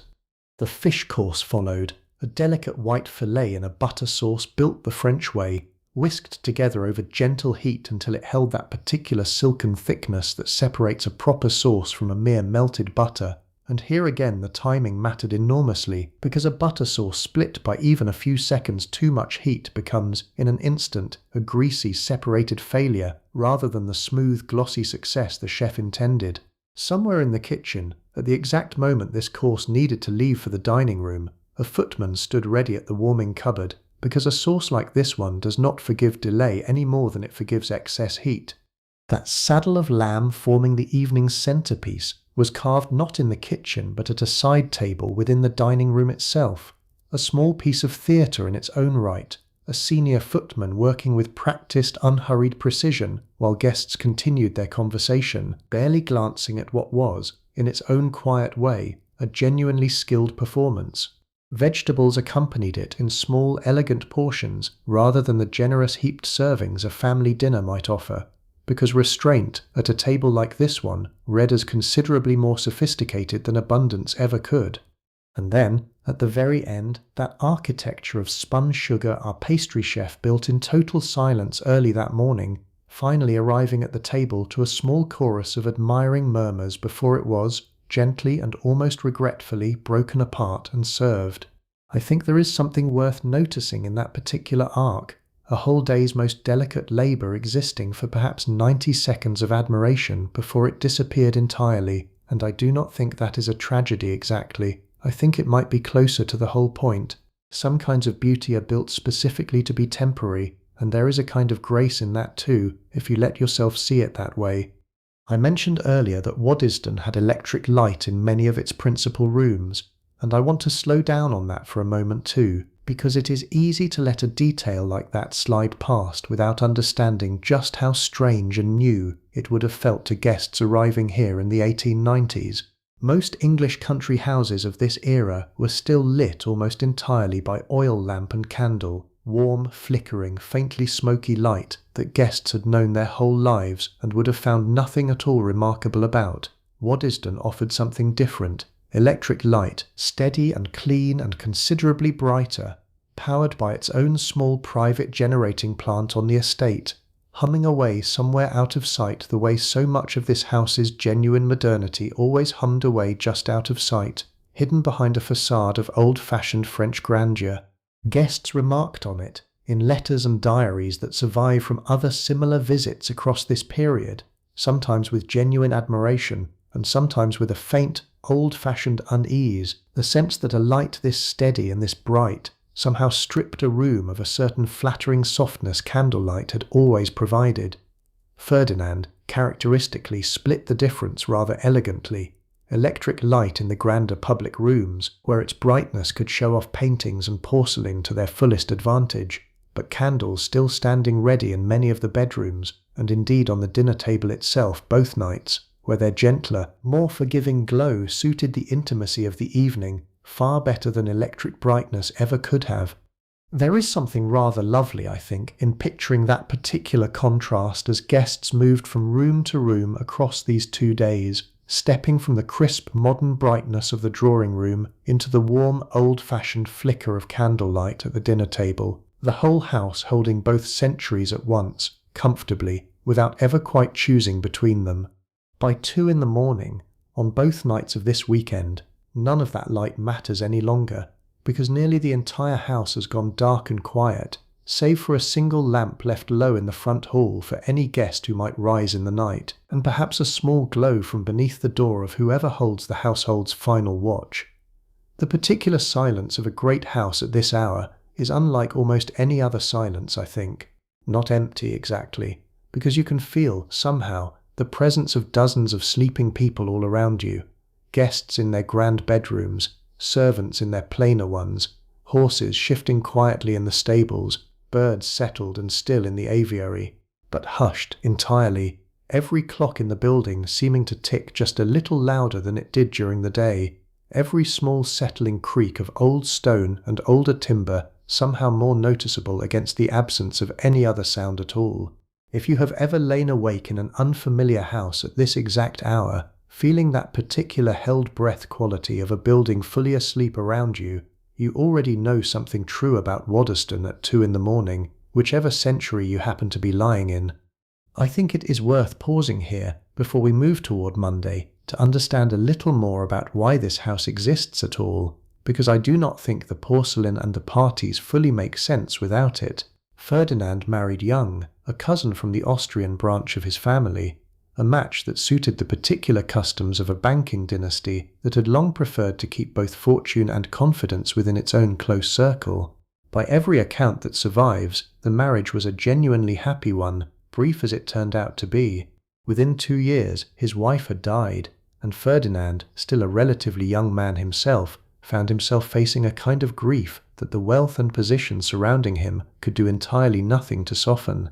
He never remarried, and in the years that followed, rather than withdrawing from the world the way grief sometimes pushes a person to do, he seems to have moved in something closer to the opposite direction, building, piece by careful piece, an entire universe of beauty and company and carefully orchestrated pleasure that he could fill, weekend after weekend, with exactly the people and exactly the objects that brought him genuine joy. Waddesdon rose from bare hillside in the years that followed, and I do not think it is too simple or too sentimental to say that the house itself became, in some very real sense, both his companion and his answer to a loss that never had any other adequate response available to it.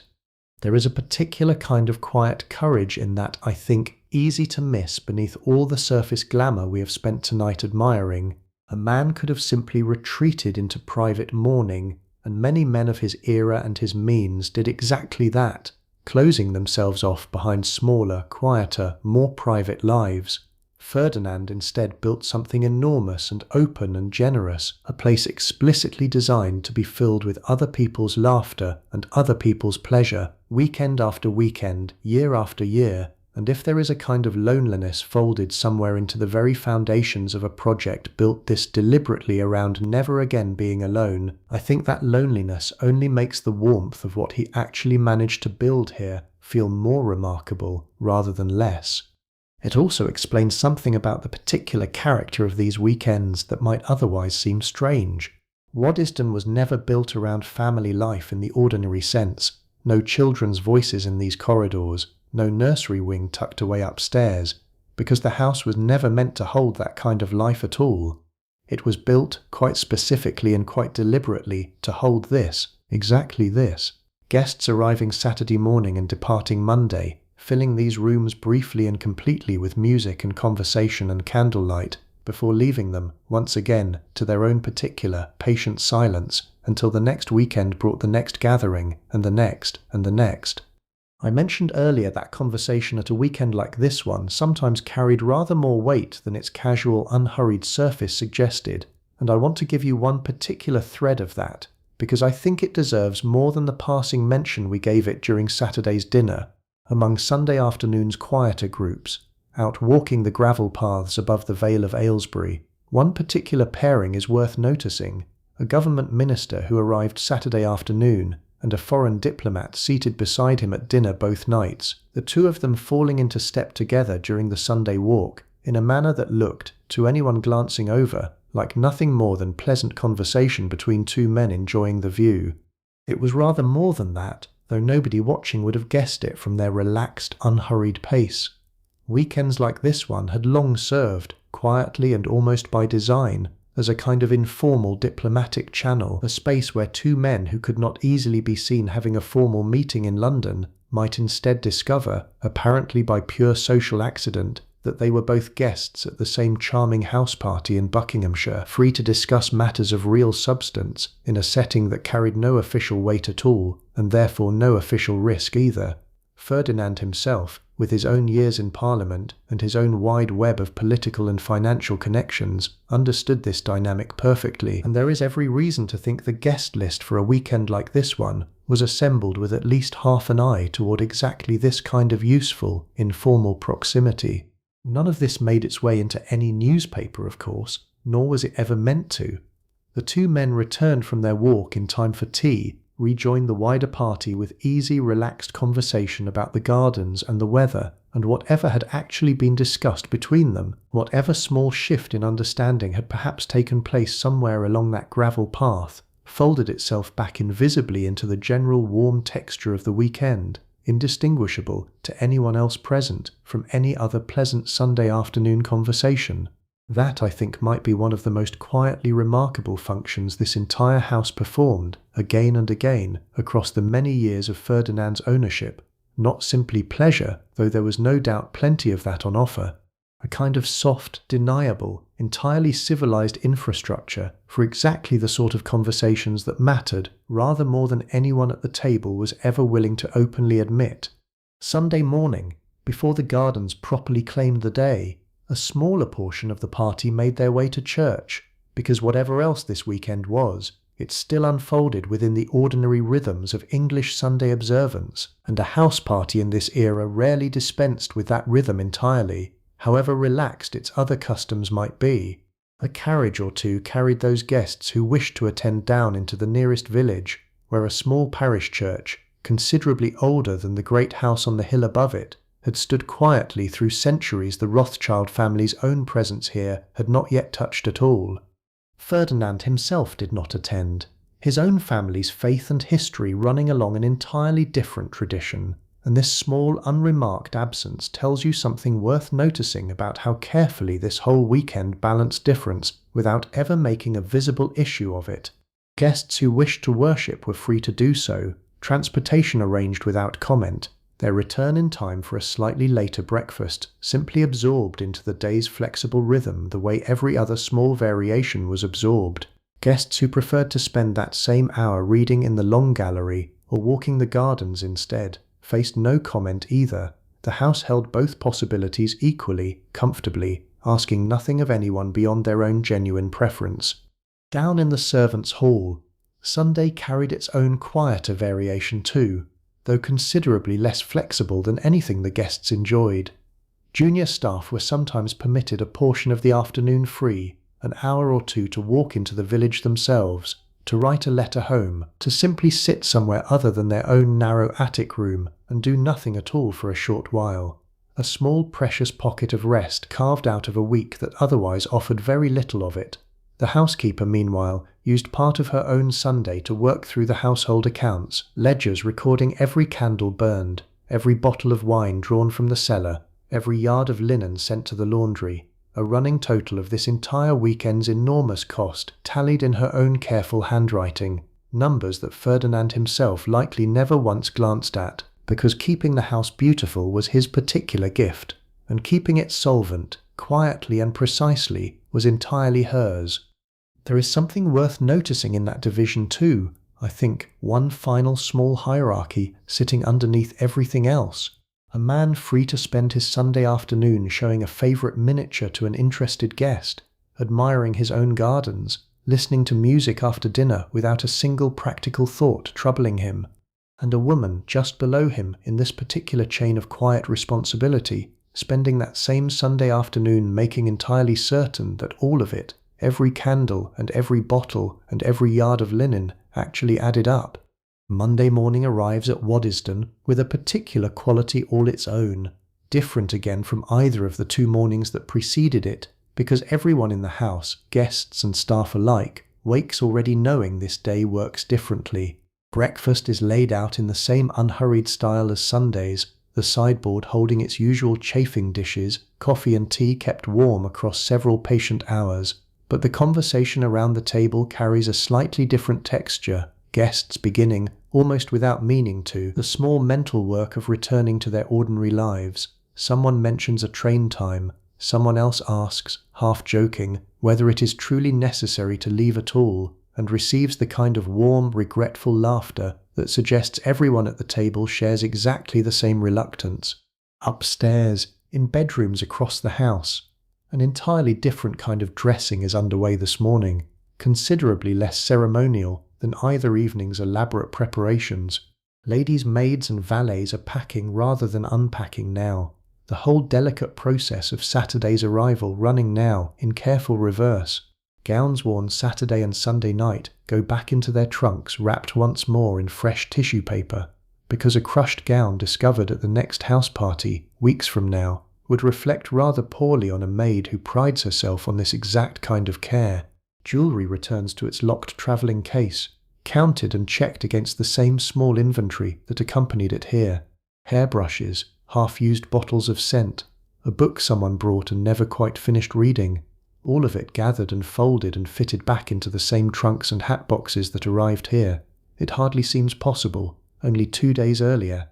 Our lady in blue silk, dressed now in a simple travelling costume considerably plainer than anything she wore across the weekend, watches her own maid work through this familiar reverse choreography with the particular mixture of feelings that closing out any good weekend tends to produce. Genuine reluctance to leave, plainly, mixed with a quieter, more practical readiness to return to her own household, her own rhythms, the particular comfort of a bed and a room that have belonged to her for years, rather than merely for 2 extraordinary nights.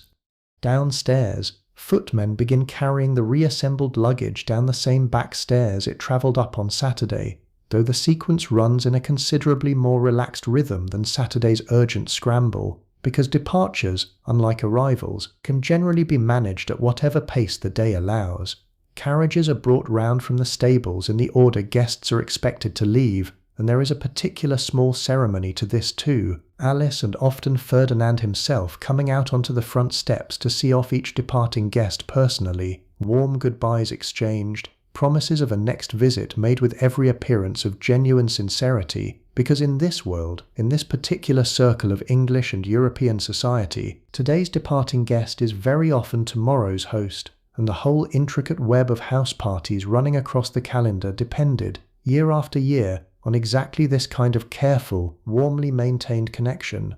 The departures themselves unfold slowly across the whole late morning and early afternoon, one carriage at a time rather than all at once, and there is something almost musical in the rhythm of it. If you stand at the top of the front steps and simply watch, a pair of guests travelling together climb into the first carriage a little before 11, waving from the window as the horses pull away down the long avenue of trees, the same avenue that offered such a dramatic first glimpse of the towers on Saturday, now offering, in reverse, a slow, gentle final view, the house shrinking gradually behind them until a curve in the drive finally hides it from sight altogether. Another carriage follows perhaps 20 minutes later, carrying the elderly aunt who required the low chair, moving rather more slowly and rather more carefully than she arrived, though no less warmly thanked and no less warmly farewelled, Alice herself walking beside the carriage for the first several steps of its journey, checking one final time that a travelling rug has been properly arranged across the older woman's knees. The diplomat and the minister depart separately, in different carriages at different times, their earlier walk together above the Vale of Aylesbury folding itself quietly and permanently into the general unspoken texture of the weekend, never to be mentioned again by either of them in any setting more official than exactly the kind of relaxed, deniable conversation it originated in. Our early arriving gentleman from Saturday morning, fittingly enough, is among the very last to leave, lingering over a final cup of coffee with Ferdinand in the morning room, the two of them talking easily about horses again, the same subject that first drew him into such pleasant company at Saturday's dinner table. When his carriage finally comes round, a little after 2 in the afternoon, the whole house is already emptied considerably around him, and there is a particular kind of quiet, unhurried warmth to this last farewell that the earlier, busier departures did not quite have room for. Ferdinand walks him all the way to the carriage door himself, shakes his hand, tells him, with every appearance of genuine feeling, that he hopes to see him again before the year is out. The gentleman climbs in, the door closes, and the carriage pulls away down the avenue, carrying with it the very last echo of the small 4-minute crisis that opened this entire weekend, resolved so completely and so invisibly that not one single moment of it ever touched him at all.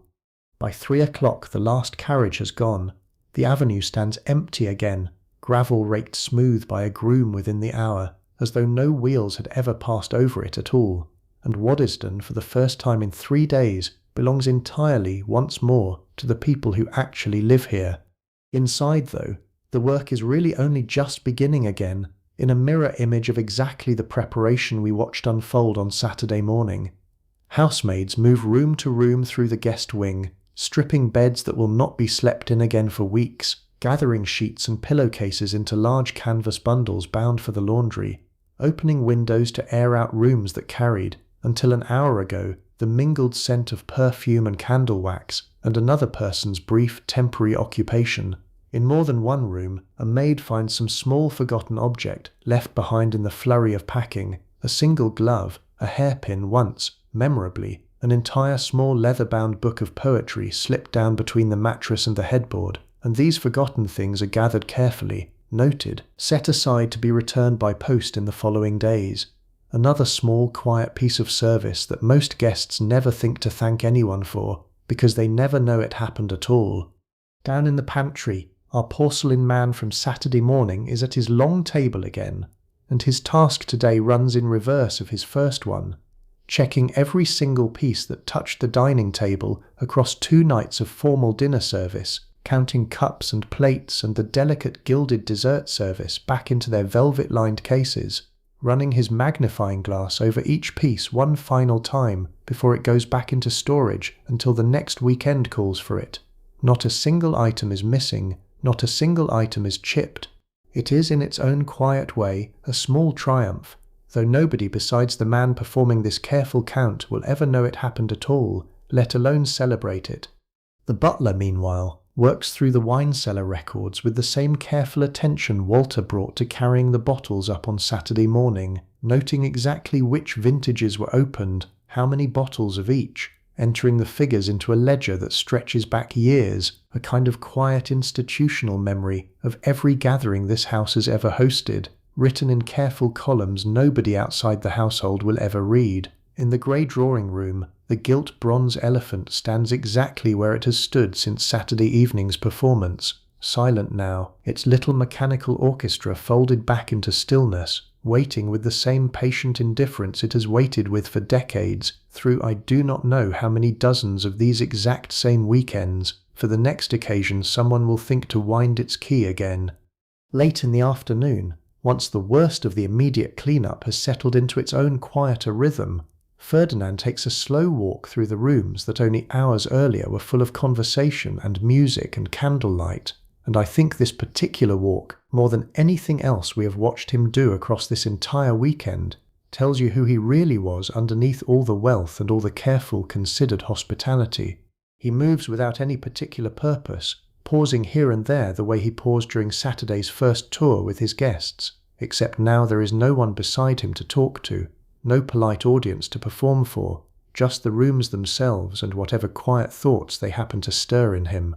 In the dining room, the long table has already been cleared and polished back to its bare, gleaming surface, chairs pushed neatly into place, and for a moment he simply stands in the doorway looking at it, this same table that held 30 guests and 12 courses and hours of careful conversation only the night before, now returned to a kind of patient emptiness that feels, I imagine, a little strange every single time he encounters it, however many times he has encountered it before. In the grey drawing room, he stops in front of the gilt bronze elephant, and there is a small private smile on his face, the kind of smile a person allows themselves only when genuinely alone, remembering perhaps the particular delight on his guests' faces the night before, or perhaps, further back, some other weekend entirely, some other performance, some other room full of laughter this same small golden creature helped produce. He climbs, eventually, to the long gallery, where afternoon light falls in long warm bars across the floor, catching dust motes turning slowly in the quiet air. And here, among the paintings and the French furniture and all the carefully rescued treasures of a vanished world, he allows himself, I think, the fullest and most honest version of whatever this whole enormous project actually means to him. Not simply wealth on display, though it without question is that too. Something closer to company, built out of beautiful objects and careful hospitality, because the more ordinary kind of company, the kind most people build their lives around without ever having to think about it twice, was taken from him far too early and never quite replaced. This does not linger for very long, though. That is not by every account his temperament. A moment of quiet feeling, acknowledged and then gently set aside, and he continues his walk, checking, almost without meaning to, that a particular clock is still keeping good time, that a particular painting still hangs exactly level, the same small habitual attentions that built this entire extraordinary house in the first place, one careful, loving decision at a time. By evening, something rather remarkable has already begun happening, though you would need to know this house well to notice it. In the housekeeper's small office, a fresh page has been started in the guest ledger, a list of names penciled in for a gathering still several weeks away, another Saturday to Monday already taking shape in outline even as this one's laundry is still being sorted downstairs. This is, I think, one of the more quietly astonishing truths about a house like Waddesdon. It was never built for a single perfect weekend. It was built as a machine for producing this exact experience, this exact careful magic, again and again, dozens of times a year, for as long as its owner's health and inclination allowed, and the moment one gathering ends, the next one has, in some small administrative sense, already begun. The flowers Alice arranged so carefully on Saturday morning are already beginning to fade by Monday evening, roses dropping the first of their petals onto polished tables where dessert plates sat only 2 nights before, and tomorrow morning, before most of the household has properly woken, fresh flowers will arrive from the glasshouse to replace them, because a great house like this one does not simply endure between its gatherings. It continues, quietly, its own patient rhythms of maintenance and preparation running steadily on beneath the surface, whether or not anyone happens to be here to see it. I think there is something worth holding on to in that particular rhythm, the same way there was something worth holding on to in the rhythm of the kitchen garden earlier tonight. Sun and soil and patient tending, translated here into flowers and linen and wine and porcelain, an entire elaborate seasonal cycle of hospitality, unfolding across a calendar most of us will never quite see the full shape of. Spring gatherings, summer gatherings, the shorter, quieter visits of autumn and winter when the gardens have less to offer, and the fires burn rather more urgently in every grate. Each one slightly different, each one shaped by its own particular guest list and its own particular small complications, and each one in the end folding back into exactly the same essential rhythm we have spent tonight watching unfold. Arrival, welcome, comfort, offered so completely and so carefully that it never once looks like the enormous labour it actually required, and then, eventually, gently, departure, and a house's own patient return to silence, waiting for whoever comes next. My mind keeps returning to Walter as the light outside finally starts to fade on this Monday evening, about Walter, the young man we watched carrying wine bottles up from the cellar so carefully on Saturday morning, because I think his own particular Monday deserves a moment before we let this whole long weekend finally close. His work today has looked rather different from Saturday's careful, nervous climb up those worn stone steps. Today he has spent much of the afternoon helping return empty bottles to their crates, sweeping the pantry floor, running whatever small errands the butler needed run as the household eased itself back down from 3 days of sustained, careful intensity into something closer to its ordinary, quieter rhythm. He is by any reasonable measure an entirely unremarkable figure in the story of this house. His name will not appear in any guidebook, any history, any careful account of Waddesdon's guests and treasures written in the decades to come. And yet without him, and without the dozens of others exactly like him, working somewhere in this house across these 3 days, none of what we have watched unfold this weekend could have happened at all. The porcelain would not have been counted, the wine would not have reached the table at precisely the correct temperature and precisely the correct moment. The whole vast, beautiful machine of hospitality we have spent tonight admiring depended, at every single level, on hands like his, doing quiet, careful, mostly unnoticed work, over and over, weekend after weekend, for wages that likely amounted to a small fraction of what a single bottle he carried was actually worth. Maybe you recognize something of your own working life in that particular contradiction, the quiet dignity of doing something well that almost nobody will ever properly notice or properly thank you for. I think it is worth sitting with, gently, before we let sleep finally take you tonight. There is no grand resolution to offer here, no tidy ending where Walter's careful work is suddenly, dramatically rewarded. He will likely spend years in service exactly like this, rising slowly if he rises at all, and finding, I hope, whatever quiet satisfactions a person can find in work performed carefully and well, regardless of who does or does not notice it. That is simply how this particular world worked then, and it is not so very different if you look closely enough from how a great deal of the world still works now. Waddesdon, across the years surrounding this particular weekend, welcomed a truly extraordinary range of visitors through its doors: statesmen and diplomats, artists and collectors, members of royal families from across Europe, drawn as much by Ferdinand's own genuine charm and his genuine gift for hospitality as by the famous treasures filling every room. The house earned, over time, a particular reputation within English society, spoken of in the same admiring tones usually reserved for the very grandest and oldest estates in the country, despite having existed, by the standards of those older houses, for barely more than a decade. That reputation did not happen by accident, and I do not think it happened primarily because of the porcelain and the paintings either, remarkable as they in truth were. It happened because a weekend at Waddesdon reliably delivered exactly what we have spent tonight watching unfold: a level of considered, invisible, endlessly attentive care that made every single guest feel, for 2 brief nights, like the most important person currently in England. Word of that particular quality travelled the way word always travelled through this small, tightly connected world, guest to guest, house party to house party, an invitation to Waddesdon becoming, across these years, something genuinely sought after rather than merely accepted out of polite obligation. And I think that reputation, more than any single object in the collection, was perhaps Ferdinand's own truest and most personal achievement, built not from inherited wealth alone, though unmistakably that helped, but from years of careful attention to exactly the kind of small human details we have spent tonight tracing: a folder of stationery here, a perfectly timed sauce there, a seating plan quietly adjusted twice in a single morning, so that one early arriving gentleman would never once suspect his own small disruption to the day.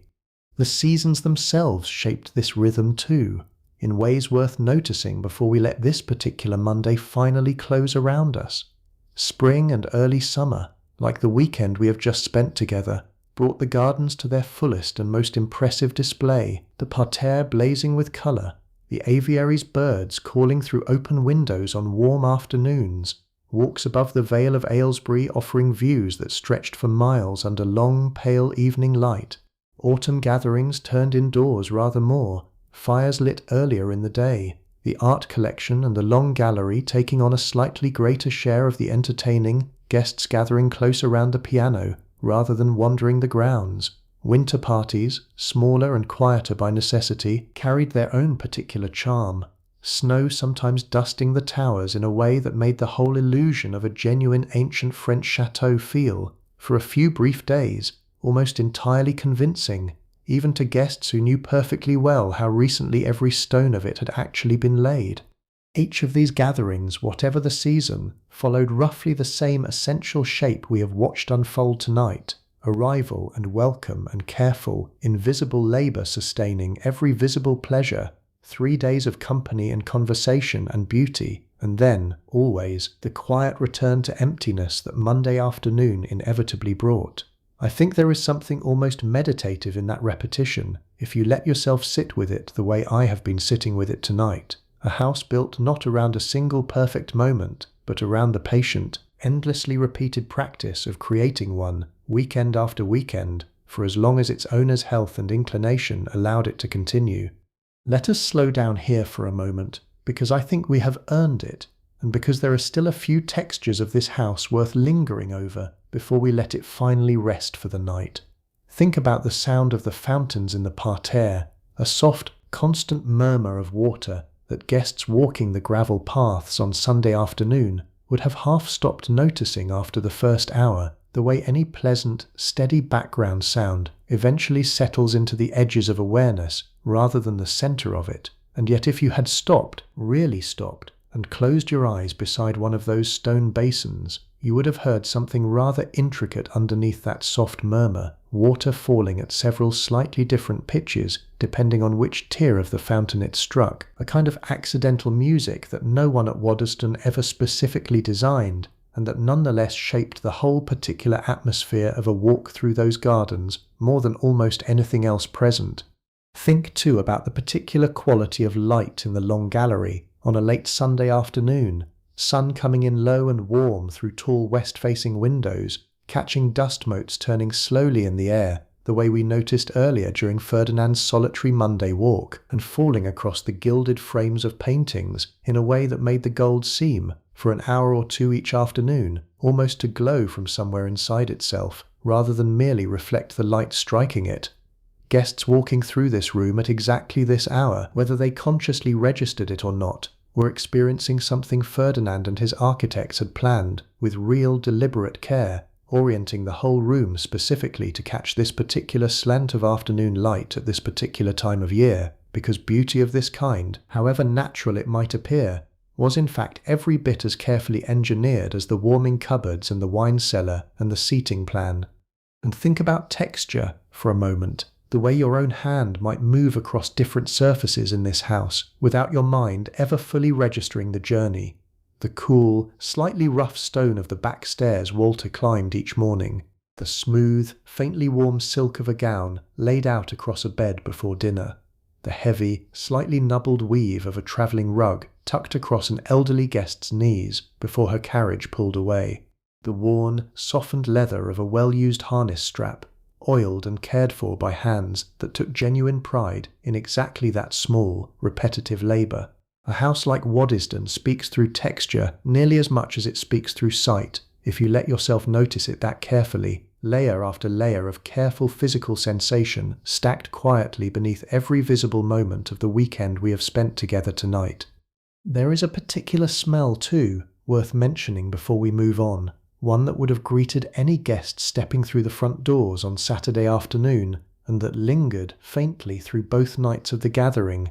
Beeswax polish on old wood, fresh flowers changed daily by Alice's careful hand, the faint warm smell of candle wax even in rooms lit primarily by electric light, and underneath all of it, very faintly, carried perhaps on a draught from some distant open window, the good clean smell of the gardens themselves, cut grass and roses, and the particular green scent of an English summer evening settling gently over everything else. I think smell might be the single most honest sense we have, the one least easily performed or manufactured, and Waddesdon's particular sense surviving, in scattered fragments, across letters and diaries written by guests who visited here more than a century ago, tells you something real about how completely this house managed to settle itself into the memory of everyone who ever spent a weekend inside it. The butler and the housekeeper, whose names I have kept from you so far, simply because the surviving record of a house like this one so rarely thought to preserve them carefully, had by the time of this particular weekend worked alongside each other at Waddesdon for the better part of a decade since very nearly the house's first opening to guests at all, and there is a particular kind of partnership that grows between two people who have run something this large and this demanding together for that long, closer in some ways to an old, comfortable marriage than to a simple professional arrangement, though nothing so improper as an actual romance ever entered into it, at least as far as any surviving account suggests. They would meet, most evenings after the guests had finally retired, in a small sitting room near the housekeeper's own quarters, sharing a pot of tea and a few quiet minutes of conversation before their own considerably later bedtimes, comparing notes on how the day had gone, which guest had seemed particularly pleased, which small crisis had been narrowly avoided, which younger member of staff was showing real promise and which might need a firmer word before the next gathering. This particular ritual, small and private and entirely their own, rarely if ever witnessed by anyone above stairs, was in its own way the true engine room of the entire household. Two people whose combined decades of accumulated judgment and accumulated care made possible everything the guests upstairs experienced as effortless, natural hospitality. On this particular Monday evening, their conversation ran rather shorter than usual, both of them genuinely tired after 3 long days of sustained attention, but no less satisfied for the brevity of it. The early guest's unexpected arrival, resolved so cleanly on Saturday morning, the elephant performing flawlessly both times it was called upon, not a single piece of porcelain lost or chipped across 2 full nights of formal dinner service, by any measure either of them would apply, and they applied exacting measures to their own work. This had been an entirely successful weekend, and there is a particular quiet satisfaction in that kind of assessment, made not for anyone else's benefit, but simply between two people who understand, better than anyone else in the entire house, exactly how much careful effort a truly successful weekend actually requires. I think about the guests too, scattered now back to their own separate houses across England and across Europe, carriages and trains carrying them further and further from Waddesdon with every passing hour, and I wonder what small pieces of this weekend will stay with each of them longest. Our lady in blue silk, unpacking her own trunk in her own bedroom tomorrow morning, will likely think first of the music on Sunday evening, or perhaps of some particular conversation held over cards, rather than of the porcelain or the paintings, however extraordinary they really were. Our early arriving gentleman will think, I suspect, mostly of horses, and of an easy friendship struck up over luncheon that he will likely maintain for years to come, quite possibly never once realizing how close his own early arrival came to disturbing a morning he experienced as entirely, effortlessly smooth. Most of them will write, within the week, a short and genuinely warm letter of thanks, delivered by the same post that carried their own correspondence in and out of the house all weekend, and Ferdinand will read each one with real, uncomplicated pleasure before setting it carefully aside and turning his attention back toward whatever small detail of the next gathering happens to need his notice. Let us return, for a moment, to that distinction mentioned earlier between the treasures Ferdinand showed to every guest almost immediately and the ones he reserved for quieter, more private viewing later in the weekend, because I do not think we quite finished exploring what that distinction actually reveals about him. The immediate treasures, the ones any guest would see within an hour of arriving, tended toward the grand and the immediately impressive, paintings large enough to command an entire wall, furniture whose gilding caught the light from across a room, the gilt bronze elephant itself, built specifically to delight a crowd, rather than reward a single careful observer. These were, in their own way, the public face of the collection, chosen and arranged with real skill to produce exactly the reaction they produced, that particular collective intake of breath a group of guests makes on first stepping into a room this magnificent. The reserved treasures worked entirely differently, and I think they tell you rather more about Ferdinand's actual private taste than the grander pieces ever could. Small enamels kept in a locked cabinet drawer, a single miniature portrait no larger than the palm of a hand, painted with such extraordinary precision that it rewarded exactly the kind of close, patient attention a crowded room could never properly offer it, a particular clock, not the largest or most elaborate in the house, that Ferdinand himself would sometimes wind personally rather than leaving to a footman, because something in its particular mechanism or its particular history had earned, over years of ownership, a small private affection that had nothing to do with its market value at all. Those who earned a glimpse of this second, quieter collection were not chosen by rank or by wealth, interestingly enough, but by something closer to genuine curiosity, a question asked with real interest rather than polite performance, a pause in front of some smaller object that suggested actual engagement rather than merely dutiful admiration.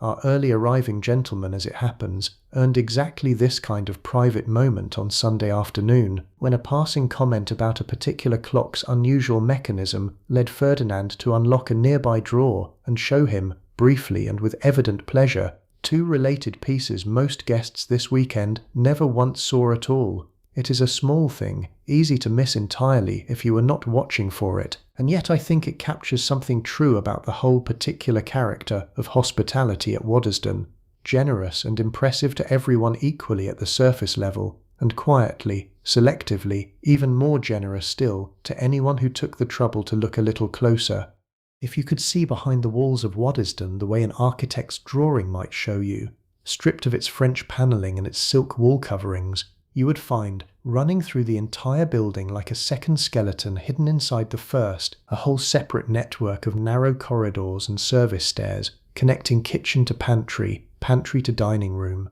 housekeepers' rooms to guest bedrooms, all of it built specifically so that the small army of staff keeping this weekend running could move through the house constantly, at every hour, without ever once crossing paths with a guest in any corridor a guest might actually use. A bell system connected every principal room to the servants' hall below, a long board of numbered indicators that told whichever footman happened to be nearest exactly which room required attention, a small mechanical language of pulls and wires that meant a guest need never raise their voice or leave their chair to summon whatever they required.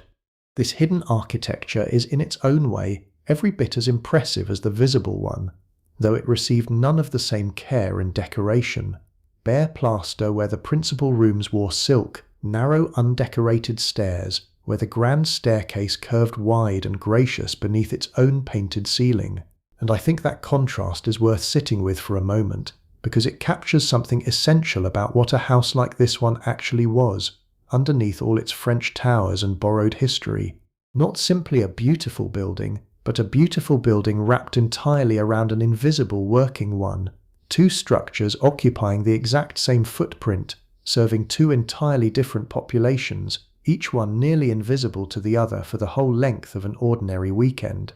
A guest walking from the grey drawing room to the dining room on Saturday evening moved perhaps 60 feet through beautifully decorated space, gilt and silk and electric light guiding an unhurried, elegant walk toward dinner. A footman covering roughly that same distance behind the walls, carrying a tray or a message or a fresh set of instructions, moved through bare corridors and narrow stairs at something closer to a brisk, purposeful walk, because his own journey, unlike the guests, was never meant to be noticed, admired, or even acknowledged at all. Two entirely different experiences of the exact same building, unfolding simultaneously, inches apart, separated by nothing more substantial than a single wall and a single door, and yet as different from one another as two completely separate houses might have been. I want to step outside this one particular weekend for just a few minutes, because I think you deserve to know a little of what came after it, the way the reference example's servant's story quietly followed its characters forward through the rest of their lives. Ferdinand continued hosting gatherings very much like this one for a good many years beyond the spring evening we have spent together tonight, his health gradually more delicate as the years passed, though his particular gift for hospitality, by every surviving account, never once dimmed alongside it. He died a little over a decade after this weekend, in the early years of the new century, and Waddesdon passed, as so much of his life's daily management already had, into Alice's careful hands.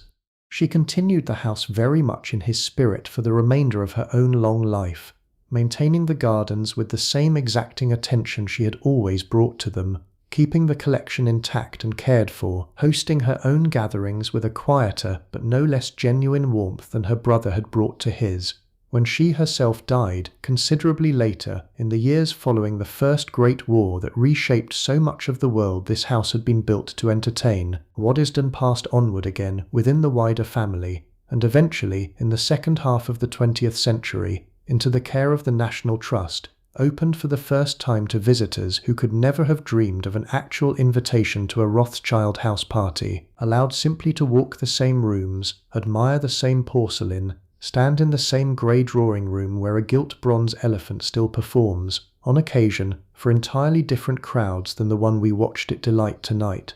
I find something rather moving in that particular continuity, if I am honest with you.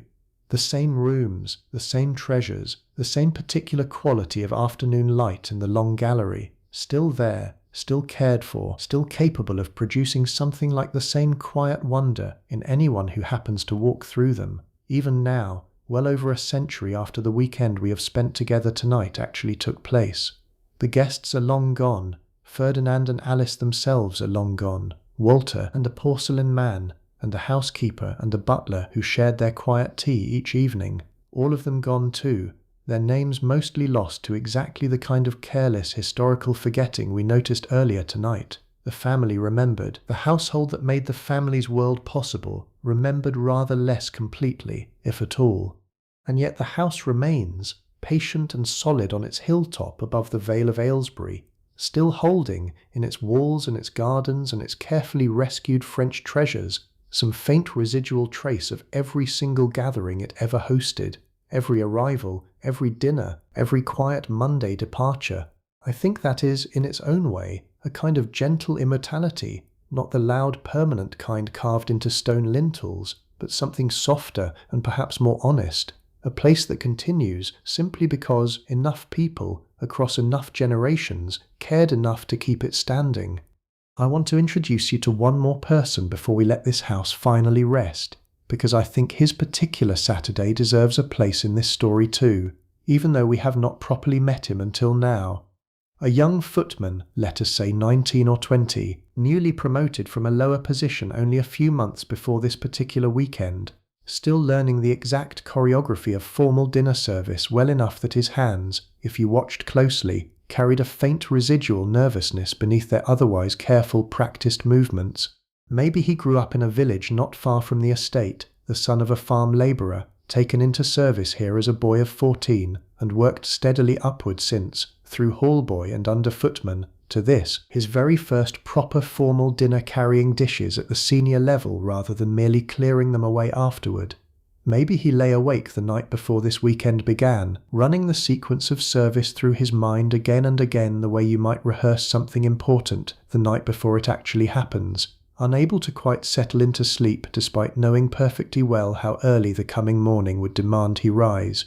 His particular weekend unfolded largely at the edges of everything we have already watched, present in nearly every scene without ever once becoming its centre, carrying warming dishes from the kitchen passage on Saturday morning, standing at careful attention along the wall during Saturday's 12-course dinner, ready to step forward the instant a glass needed refilling or a plate needed clearing, present again on Sunday evening during the music and the cards, and again on Monday, carrying trunks down the back stairs at the same brisk, purposeful pace every departure required. By Monday evening, when the last carriage has gone and the house has finally begun settling back into its quieter rhythm, he finds himself, for perhaps the first time all weekend, with a genuine 10 minutes to himself, sitting on an upturned crate near the kitchen door, feet aching in a way that surprises him slightly, given how careful he tried to be about his footwear this particular weekend.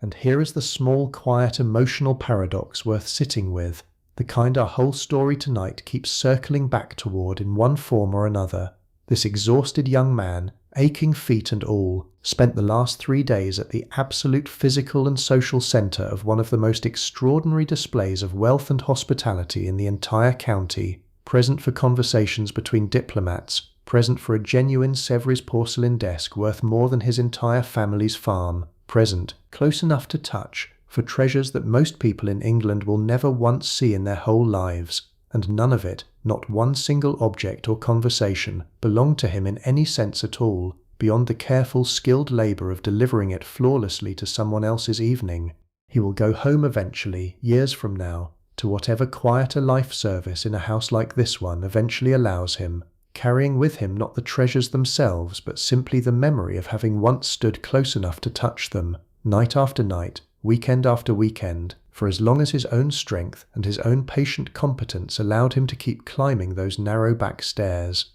Let me tell you a little more about the particular bottles that made their way up from that cellar across Saturday and Sunday night, because wine, more than almost anything else in this house, carries a kind of quiet, patient storytelling of its own, if you know how to listen for it. The white served alongside Saturday's fish course would have come from vineyards along the Rhine, or perhaps from Burgundy, crisp and cool, chosen specifically to cut through the richness of that butter sauce our chef built so carefully. The reds that followed with the lamb ran considerably deeper and older, Bordeaux most likely, drawn from vintages laid down years, sometimes decades, before this particular Saturday, wine that had been quietly aging in darkness and cool stone silence since long before most of tonight's guests had even been introduced to one another in London drawing rooms. There is something worth noticing in that particular patience, I think, the same patience we found earlier in the kitchen garden's slow ripening peaches, translated here into an entirely different register.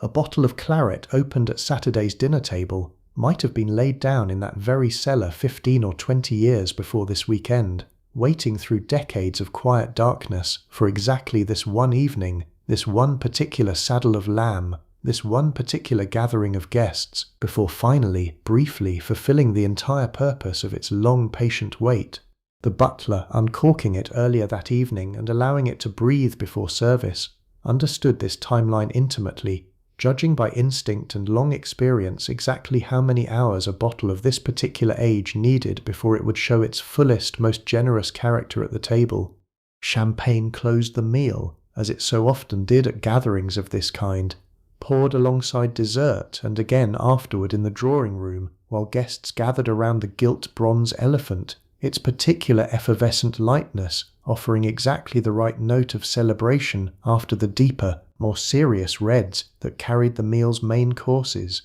And underneath all of it, running through every glass poured across both nights of this weekend, sat that same deep generational Rothschild connection to the great vineyards of France, family estates and family purchases accumulated across decades, so that in a very real sense, the wine filling these glasses was not simply purchased for the occasion. It was, in its own particular way, family, brought to the table the same way a treasured recipe or a family story might be brought out for special company, offered with real pride rather than merely served as an expensive accompaniment to an expensive meal.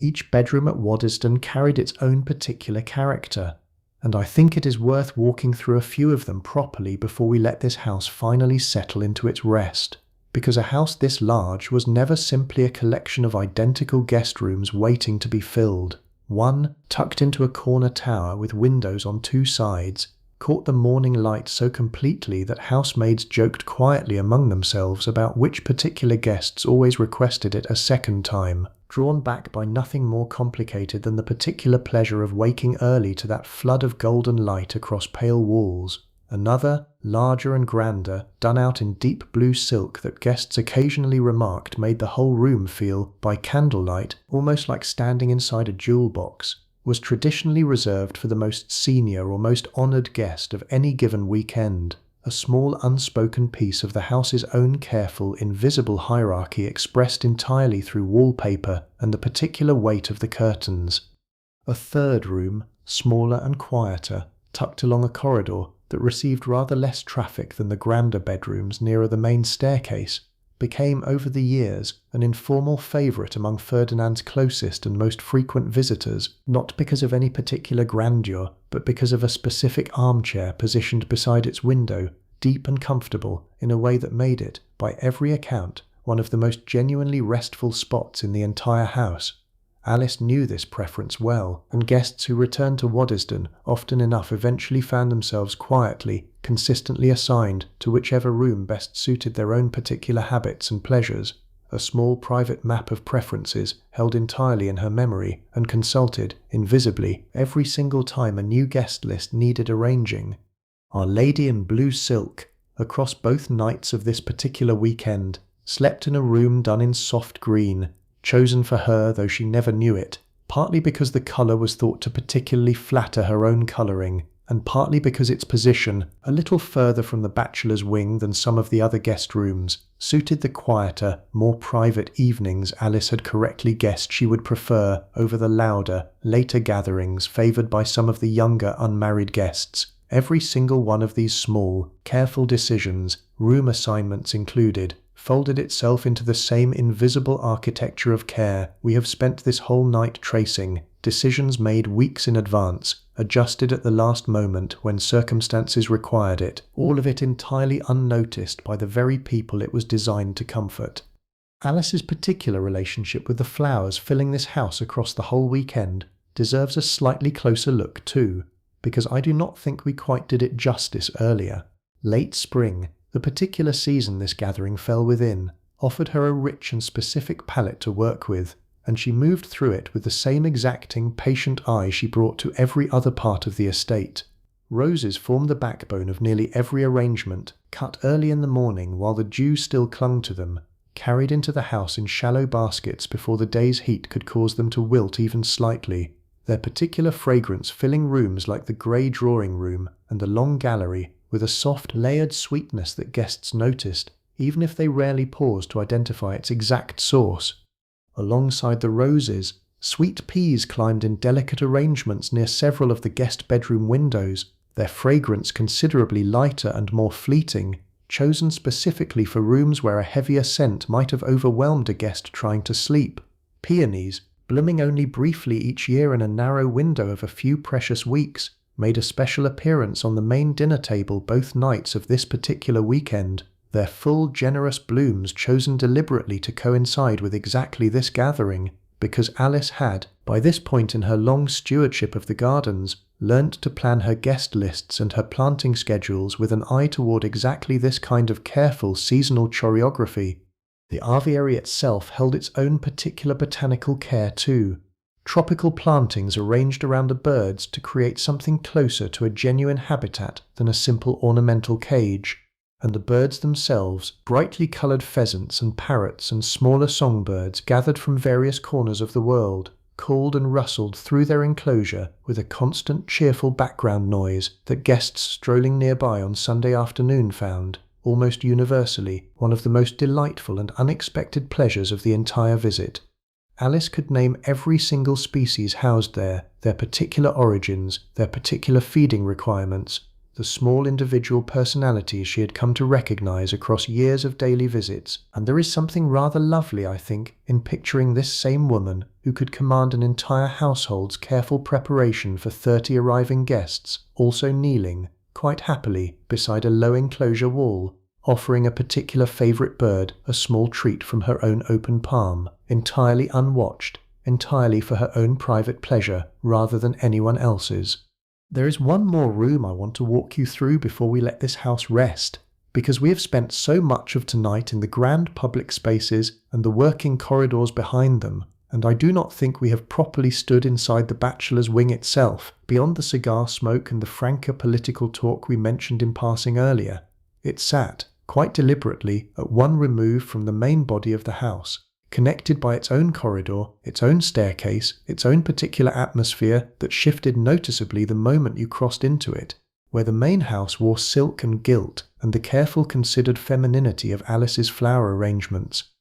The bachelor's wing leaned toward leather and dark wood, deep armchairs built for lounging rather than posture, a billiard table that saw considerably more use across a typical weekend than almost any other single piece of furniture in the house. Unmarried male guests slept here, in bedrooms rather plainer than the grand chambers nearer the main staircase, an arrangement that suited the particular social choreography of the era perfectly well, since it meant no unmarried man's comings and goings after the rest of the house had retired needed to trouble anyone sleeping in the more sensitive proximity of the family's own rooms or the rooms of unmarried female guests. It was, in its way, an entire small architectural solution to a delicate social problem, solved not through any spoken rule, but through the simple, quiet logic of distance and separate staircases, the same instinct for invisible boundary keeping that shaped so much of this house's hidden service architecture too. Late on Saturday night, after the ladies had largely retired and the drawing room had emptied of its earlier crowd, several of the younger gentlemen lingered here considerably past midnight, cigar smoke curling slowly toward a ceiling that had, by this point in the house's decade of hosting exactly these evenings, absorbed rather more of it than any decorator would probably have liked to admit. Conversation here ran looser than at dinner, opinions ventured more bluntly, a card game or two continuing well past the hour any of these same men would have admitted to at breakfast the next morning. A footman, considerably more junior than the ones managing formal dinner service, waited quietly near the door for most of this time, ready to refresh a drink or bank the fire, present in the room and yet, by every practiced instinct of his training, almost entirely invisible within it, the same particular skill of unobtrusive presence that ran through every single member of this household's staff, however senior or junior their particular position happened to be. I keep returning, tonight, to the idea of weight, the particular physical and emotional weight carried by different people moving through this same house across the same 3 days, and I want to sit with that idea once more before we finally let everything go quiet. Consider, for a moment, what each person we have met tonight actually carried through these rooms. Walter carried bottles, literally, canvas slings heavy enough to ache his shoulders by the end of a long morning, wine worth more than his own yearly wages balanced carefully against his own careful footing on worn stone steps. Our young footman carried trays and dishes and, more quietly, an entire weekend's worth of nervous, hopeful attention to a role he had only just begun to grow into. The housekeeper carried in her own neat handwriting the full accumulated weight of the entire weekend's cost, candle by candle and bottle by bottle, translated into numbers that had to add up by Monday evening regardless of how effortless everything above her had appeared.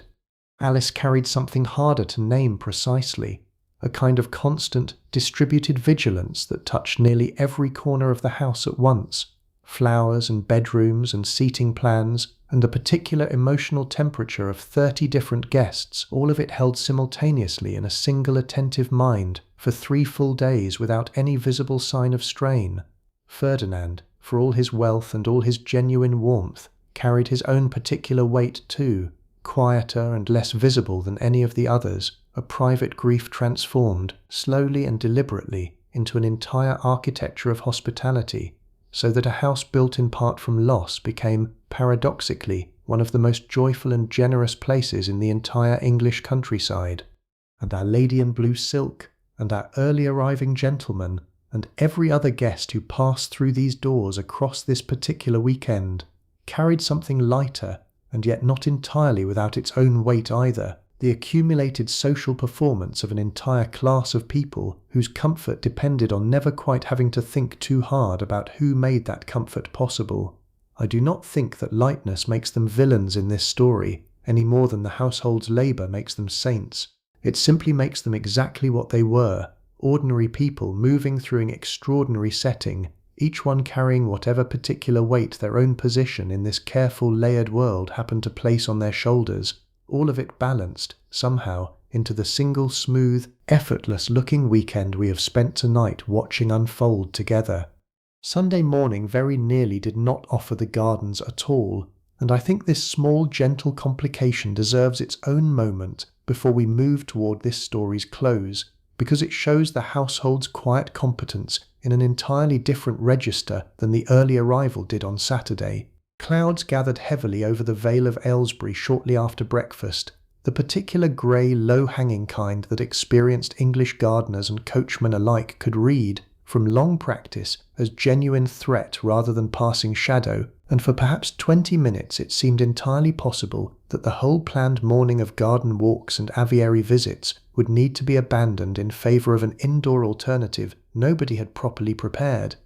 Alice, informed of the head gardener's own worried assessment by a groom sent up specifically to warn her, did not panic, because panic was never really available to a woman in her position, but she did move with real brisk purpose for those 20 minutes, quietly arranging a contingency that most guests never once suspected existed at all. The long gallery was readied as an alternative gathering space, additional chairs brought in, and a footman was sent to fetch several portfolios of watercolour sketches Ferdinand had collected over the years, precisely the kind of unhurried, absorbing indoor activity that could fill a rainy morning without anyone feeling the day had gone at all wrong.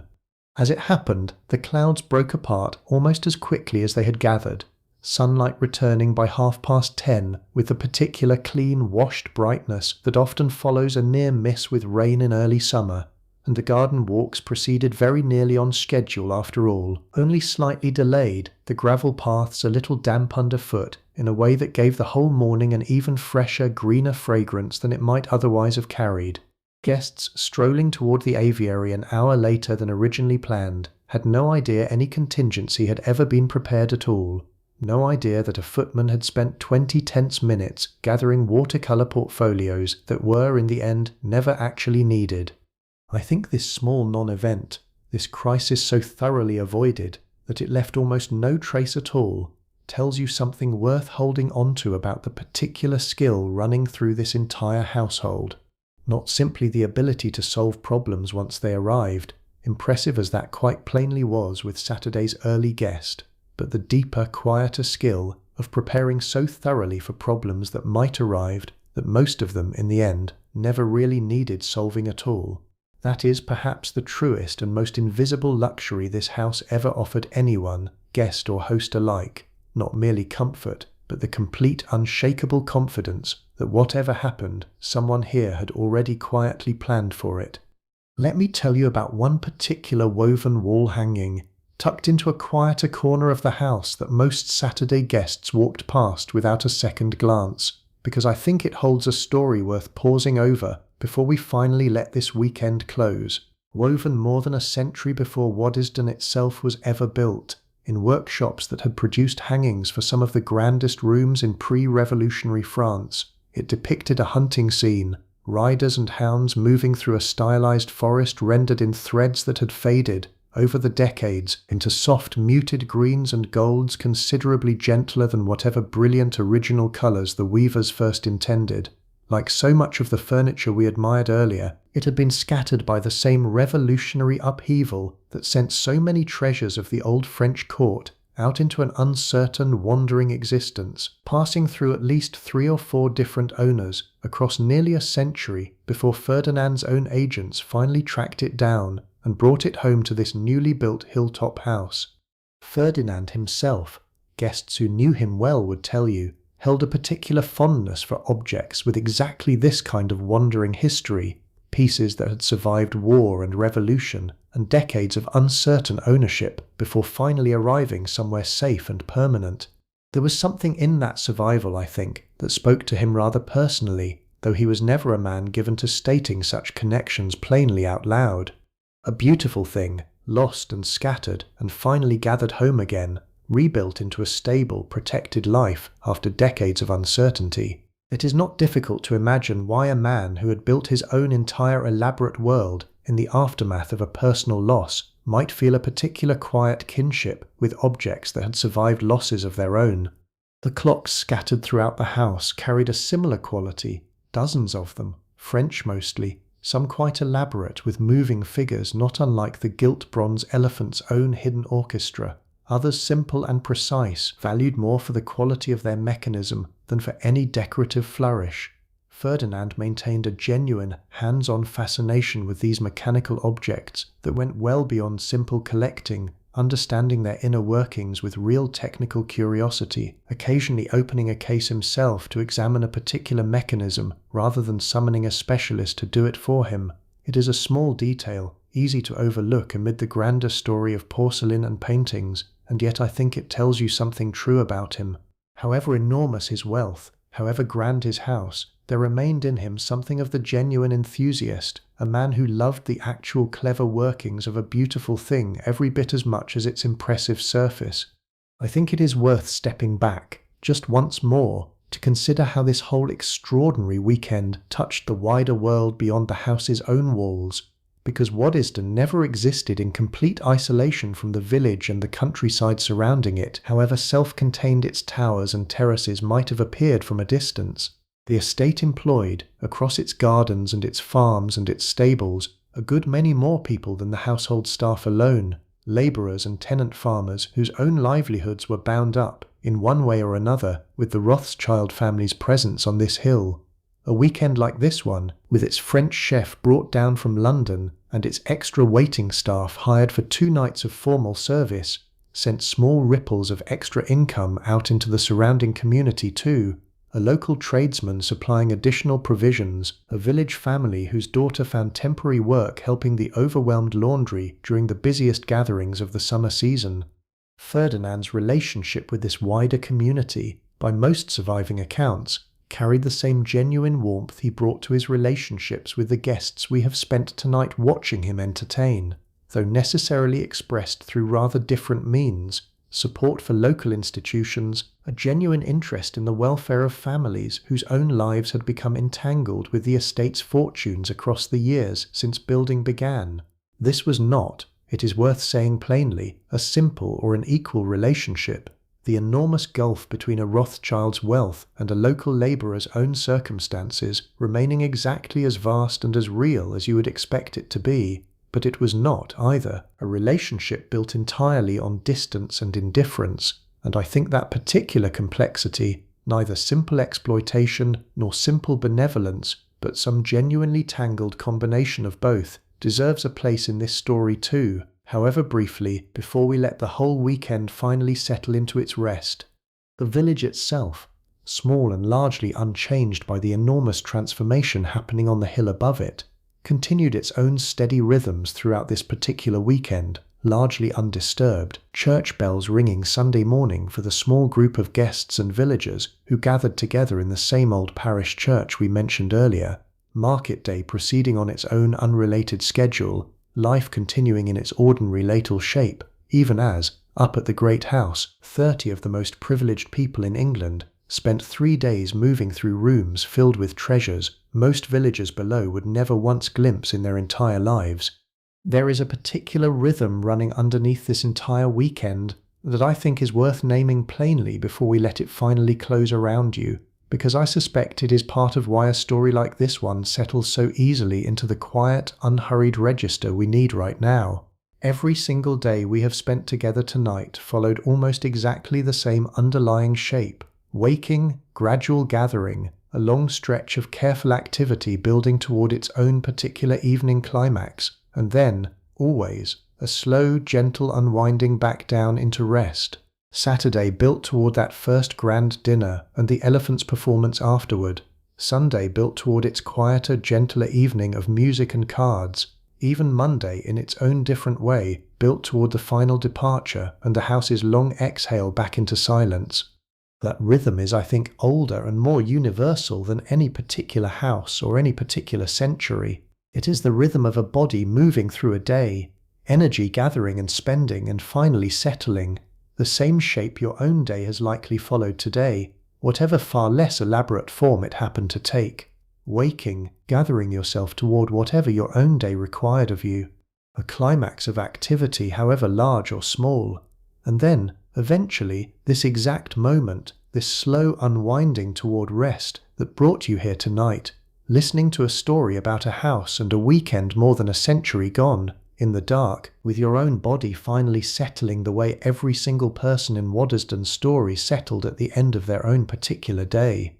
I think there is something worth trusting in that shared rhythm, something that connects you, lying wherever you are lying right now, to a housemaid finishing her Sunday evening turn down of a dozen guest beds, to a butler allowing himself one quiet private moment in an empty drawing room doorway, to a lady in blue silk finally releasing the held breath of a long evening's corset, to Ferdinand himself walking slowly through rooms grown suddenly and completely silent after 3 days of careful, joyful noise. All of them, across more than 100 years of distance, moving through exactly this same universal shape, day gathering itself and spending itself, and finally, gratefully, letting go. Let us go back, one final time, to that pantry where we began this whole long story, because I think there is something rather fitting in ending very nearly where we started. It is Monday evening now, the light outside fading into the same soft grey that opened this weekend 3 days ago, and our porcelain man is there again, at his same long table, though his task tonight looks rather different from the anxious, careful counting we watched him perform on Saturday morning. Everything is accounted for. Every piece has survived 2 full nights of formal dinner service, 30 guests, hundreds of individual handlings by dozens of different footmen, and not a single cup or plate has been lost or chipped across the entire weekend. He wraps each piece now in soft cloth, returning them one by one to their velvet-lined storage cases, and there is a particular quiet satisfaction in his movements tonight that was entirely absent from Saturday morning's nervous vigilance, the satisfaction of work completed well, of a fragile, valuable thing entrusted to his care and returned, finally whole and unharmed. He does not know, and would likely be faintly embarrassed to learn, that his careful counting opened the very story we have spent tonight telling you, the porcelain and its guardian standing in their own quiet way, for the entire enormous invisible machine of care that made this whole extraordinary weekend possible. When he finally closes the last case and turns off the single lamp lighting his table, the pantry falls into the same complete darkness it will hold until Tuesday morning brings some other small task requiring its light again. Somewhere above him, Ferdinand has likely already retired for the night, his own particular quiet satisfaction settling over him, the same way it settles over the butler and the housekeeper each evening. 3 careful, successful days now folded away into memory alongside every other gathering this house has ever hosted. Somewhere beyond the pantry, in the grey drawing room, the gilt bronze elephant stands motionless in the dark, waiting, patient as it has always been patient, for whichever future weekend will next call it back into brief, delighted performance. And the house itself towers rising pale and quiet above the darkened Buckinghamshire countryside, settles at last into the particular deep, complete stillness that only a building this large, holding this much careful history within its walls, can ever quite achieve. Whatever it looked like from a distance this Saturday morning, calm and unhurried above a countryside that had no idea what preparation was unfolding behind its walls, it looks exactly the same now, 3 days and one entire extraordinary weekend later, patient and unchanged on the outside, already, quietly, beginning to gather itself toward whatever gathering comes next. Before I let this story close completely, I want to sit with you a little longer over one last quiet corner of this house, because I do not think we have properly finished with the long gallery, and it seems a fitting place to spend these final few minutes together. It runs the better part of the length of one whole wing, tall windows along one side, paintings and cabinets of smaller treasures along the other, and by night lit only faintly by whatever lamps a passing footman thought worth leaving lit. It takes on a character entirely different from the sunlit, sociable room guests wandered through on Saturday and Sunday afternoons. Picture it now, this same Monday night, empty of every guest, empty even of the household staff, who have all finally retired to their own considerably plainer rooms. A single lamp burns low near the far end, throwing long soft shadows across the floor, and the paintings along the walls have receded into something closer to suggestion than detail, dark shapes and pale faces half visible in the gentle gloom, the Gainsborough's watching eyes reduced now to nothing more than a soft, indistinct gleam. The clocks Ferdinand loved so well continue their quiet work, regardless of the hour, dozens of small mechanisms ticking on in careful, patient synchrony, marking a night that none of them, being merely clocks, can tell is any different from any other night this house has ever known.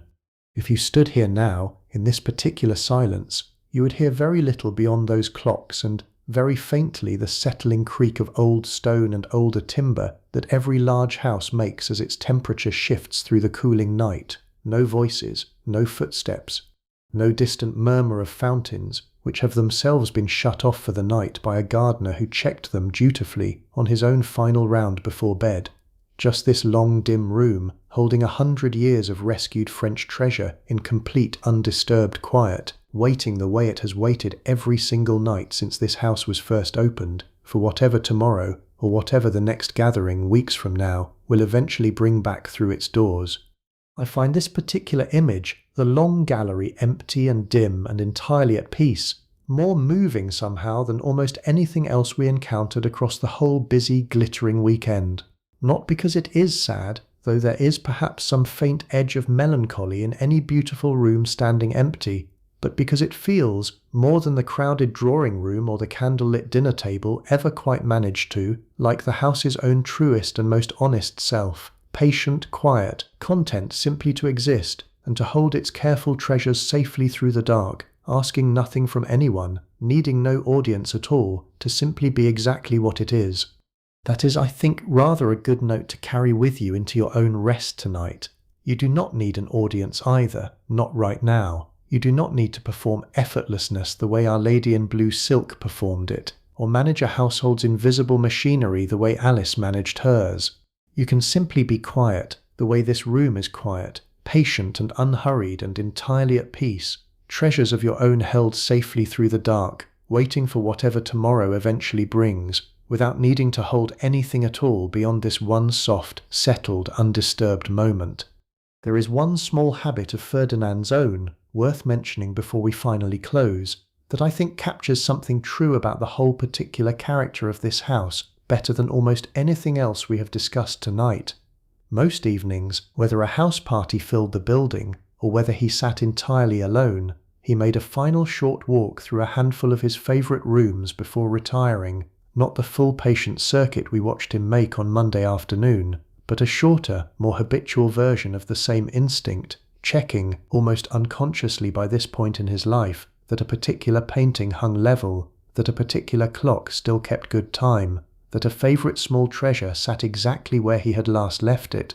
Guests who happened to encounter him during this quiet nightly ritual, on evenings when the house held company, described it afterward in letters and diaries as one of the more unexpectedly touching things they witnessed during their stay. A man of enormous wealth and enormous consequence pausing quite privately before a small enamel box or a modest-sized painting, adjusting nothing, simply looking, the way you might look one final time at something you love before turning off a light and going to bed. It was never performed for an audience. Most guests never saw it at all, catching only the occasional accidental glimpse if their own late-night wandering happened to cross his path in some quiet corridor.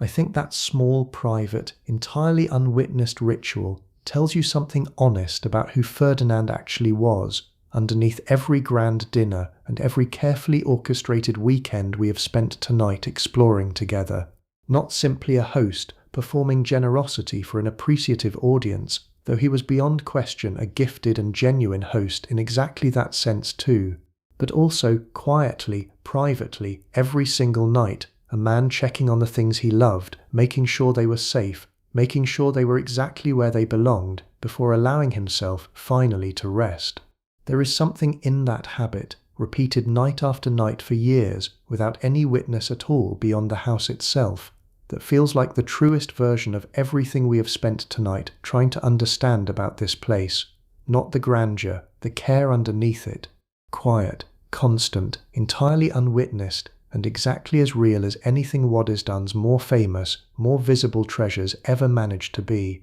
My thoughts keep circling back to the particular sound the house makes in these very last hours before true sleep, because we have spent so much of tonight in daylight and candlelight and the bright bustle of arrival that I do not want to leave you without one final, quieter listen. If you stood in the front hall right now, that single low lamp still burning near the door, you would hear, very distantly, the faint creak of a floorboard somewhere on an upper landing, some last servant finally making their own way to bed after a day that began, as it always began, well before anyone else in the building had even stirred. You would hear, fainter still, a horse shifting its weight in the stable yard beyond the kitchen wing, settling into its own particular version of the same rest everyone else in this story has been slowly settling into all night. And underneath both of those small, distant sounds, you would hear the house itself simply breathing, the particular quiet hum of old stone and old timber holding steady through the cooling night, exactly as it has held steady through every single night since the first stone of this hillside château was laid. That sound, if you can call it a sound at all, is where I want to leave you, because I think it is the truest and gentlest note this whole story has to offer. Not the porcelain, not the wine, not even the gilt bronze elephant's small delighted music. Just a house, settled and safe and entirely at peace, holding everyone inside it, guest and servant alike, through the last patient hours before morning finally asks something of them all over again. You do not need to be asked anything more tonight either. Let the sound of your own quiet room be enough. Let your own breathing settle into that same slow, patient rhythm, the one that carried Walter and the young footman and the porcelain man and Alice and Ferdinand himself, every single one of them, safely through to whatever rest they had each, in their own particular way, earned by the end of such a long and careful day. One last small thing, before we close the door on this particular weekend for good.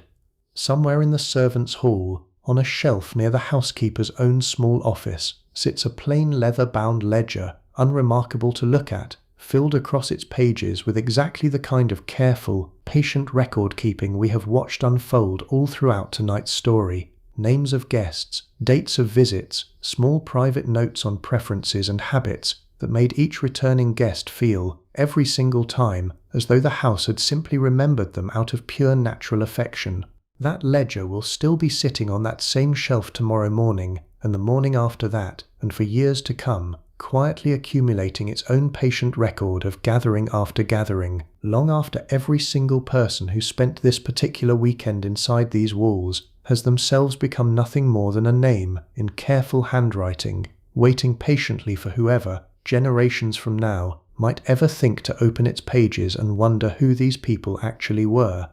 I think there is a kind of gentle comfort in that too, if you let yourself sit with it for just a moment longer.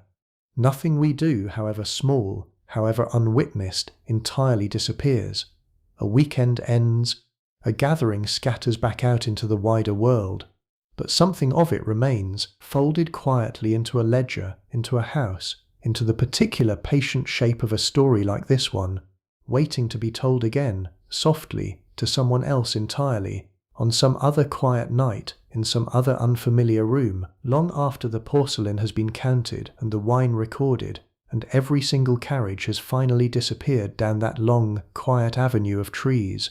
And perhaps that is really what a house like this one was always for, underneath every single detail we have spent tonight carefully unpacking together. Not simply wealth, displayed for its own sake, though wealth in fact built every stone of it. Not simply status, though status clearly shaped every seating plan and every carefully worded invitation, but something closer to a vessel for exactly this kind of story, gathered and held and passed quietly onward, guest to guest, generation to generation, servant to servant, until it finally reaches you, tonight, in whatever quiet room is holding you, more than 100 years and an entire ocean of change removed from the particular Saturday morning we first stepped into together. The porcelain man could not have imagined you listening tonight. Neither could Walter, or Alice, or Ferdinand himself, walking those darkened rooms one final time before bed. And yet here you are anyway,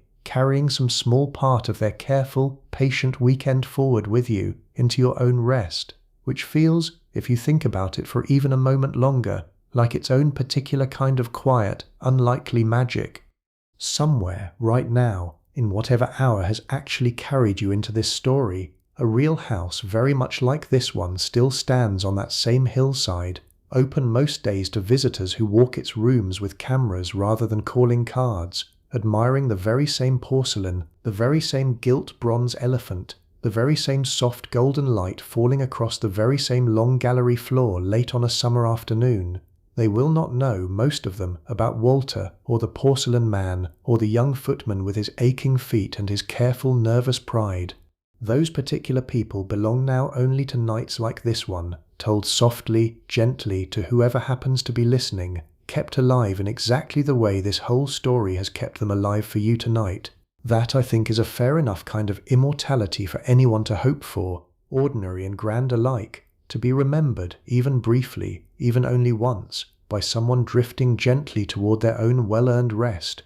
Even the silence itself has its own particular texture at this hour, worth naming one final time before we let it fully close over the whole story. It is not an empty silence. It is a full one, thick with everything the day held, every dish carried, every hook fastened, every carriage wheel turned, every quiet word exchanged between two people who trusted each other enough, after years of shared work, to say very little and mean a great deal. That kind of silence settles differently over a person than ordinary emptiness ever could, heavier in the best possible way, the particular hush of a day well spent finally allowed to rest.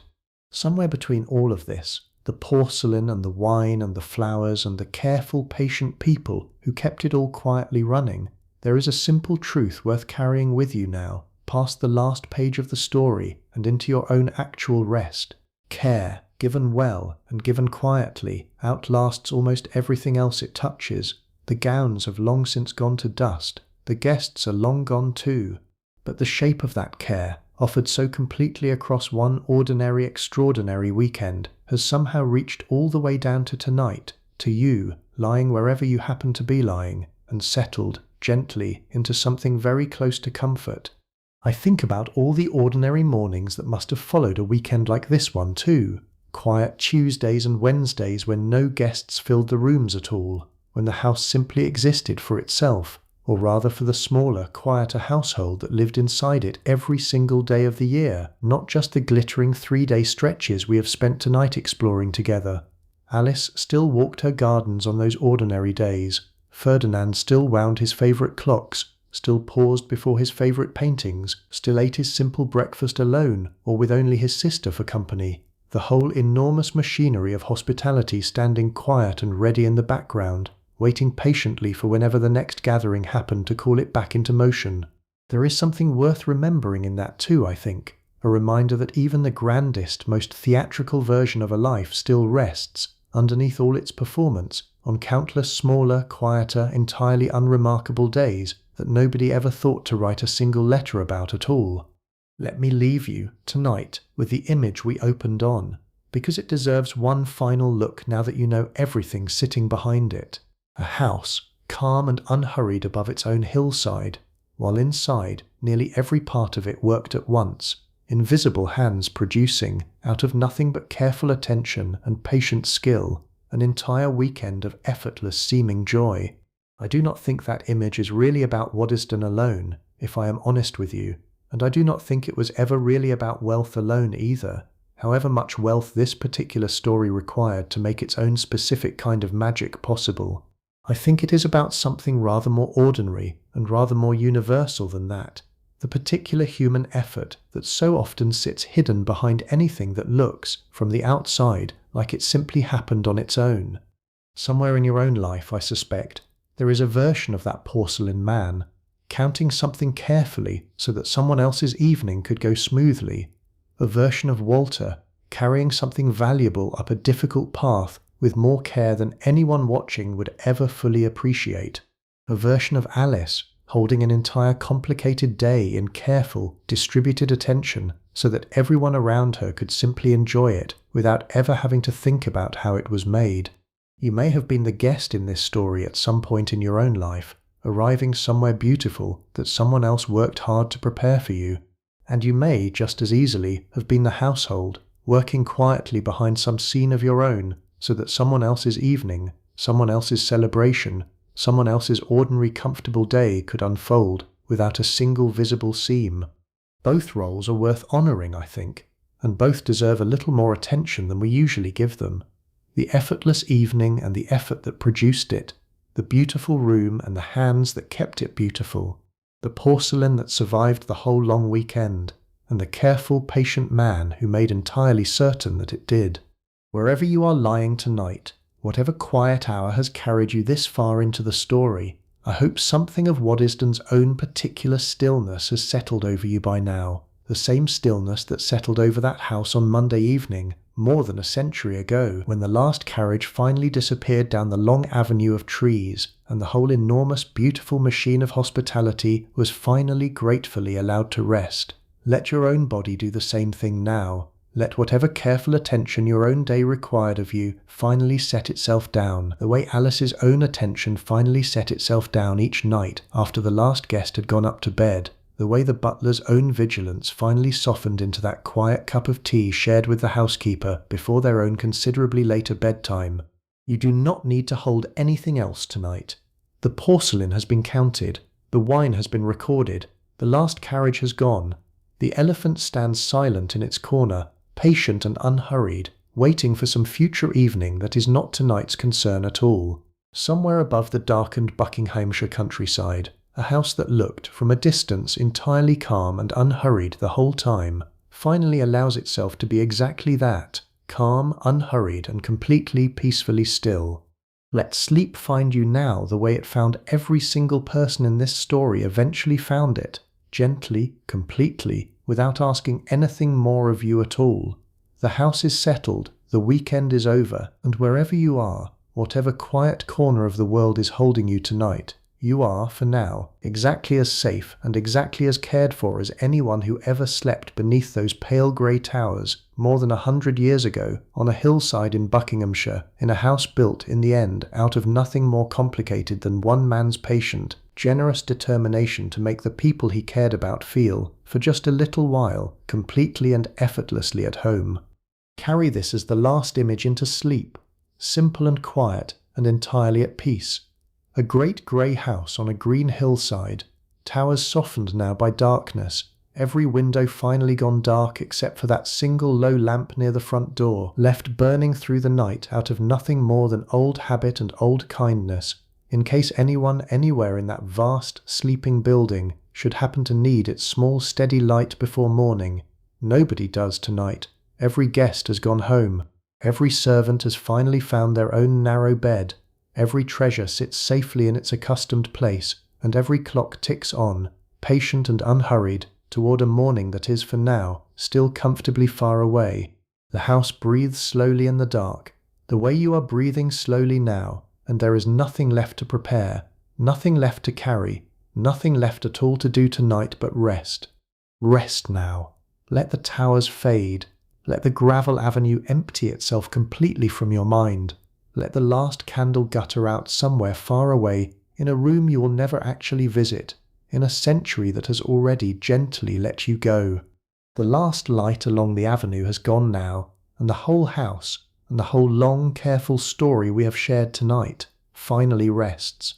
Sleep well, friend. I will be here again next time, whenever you need somewhere quiet to rest.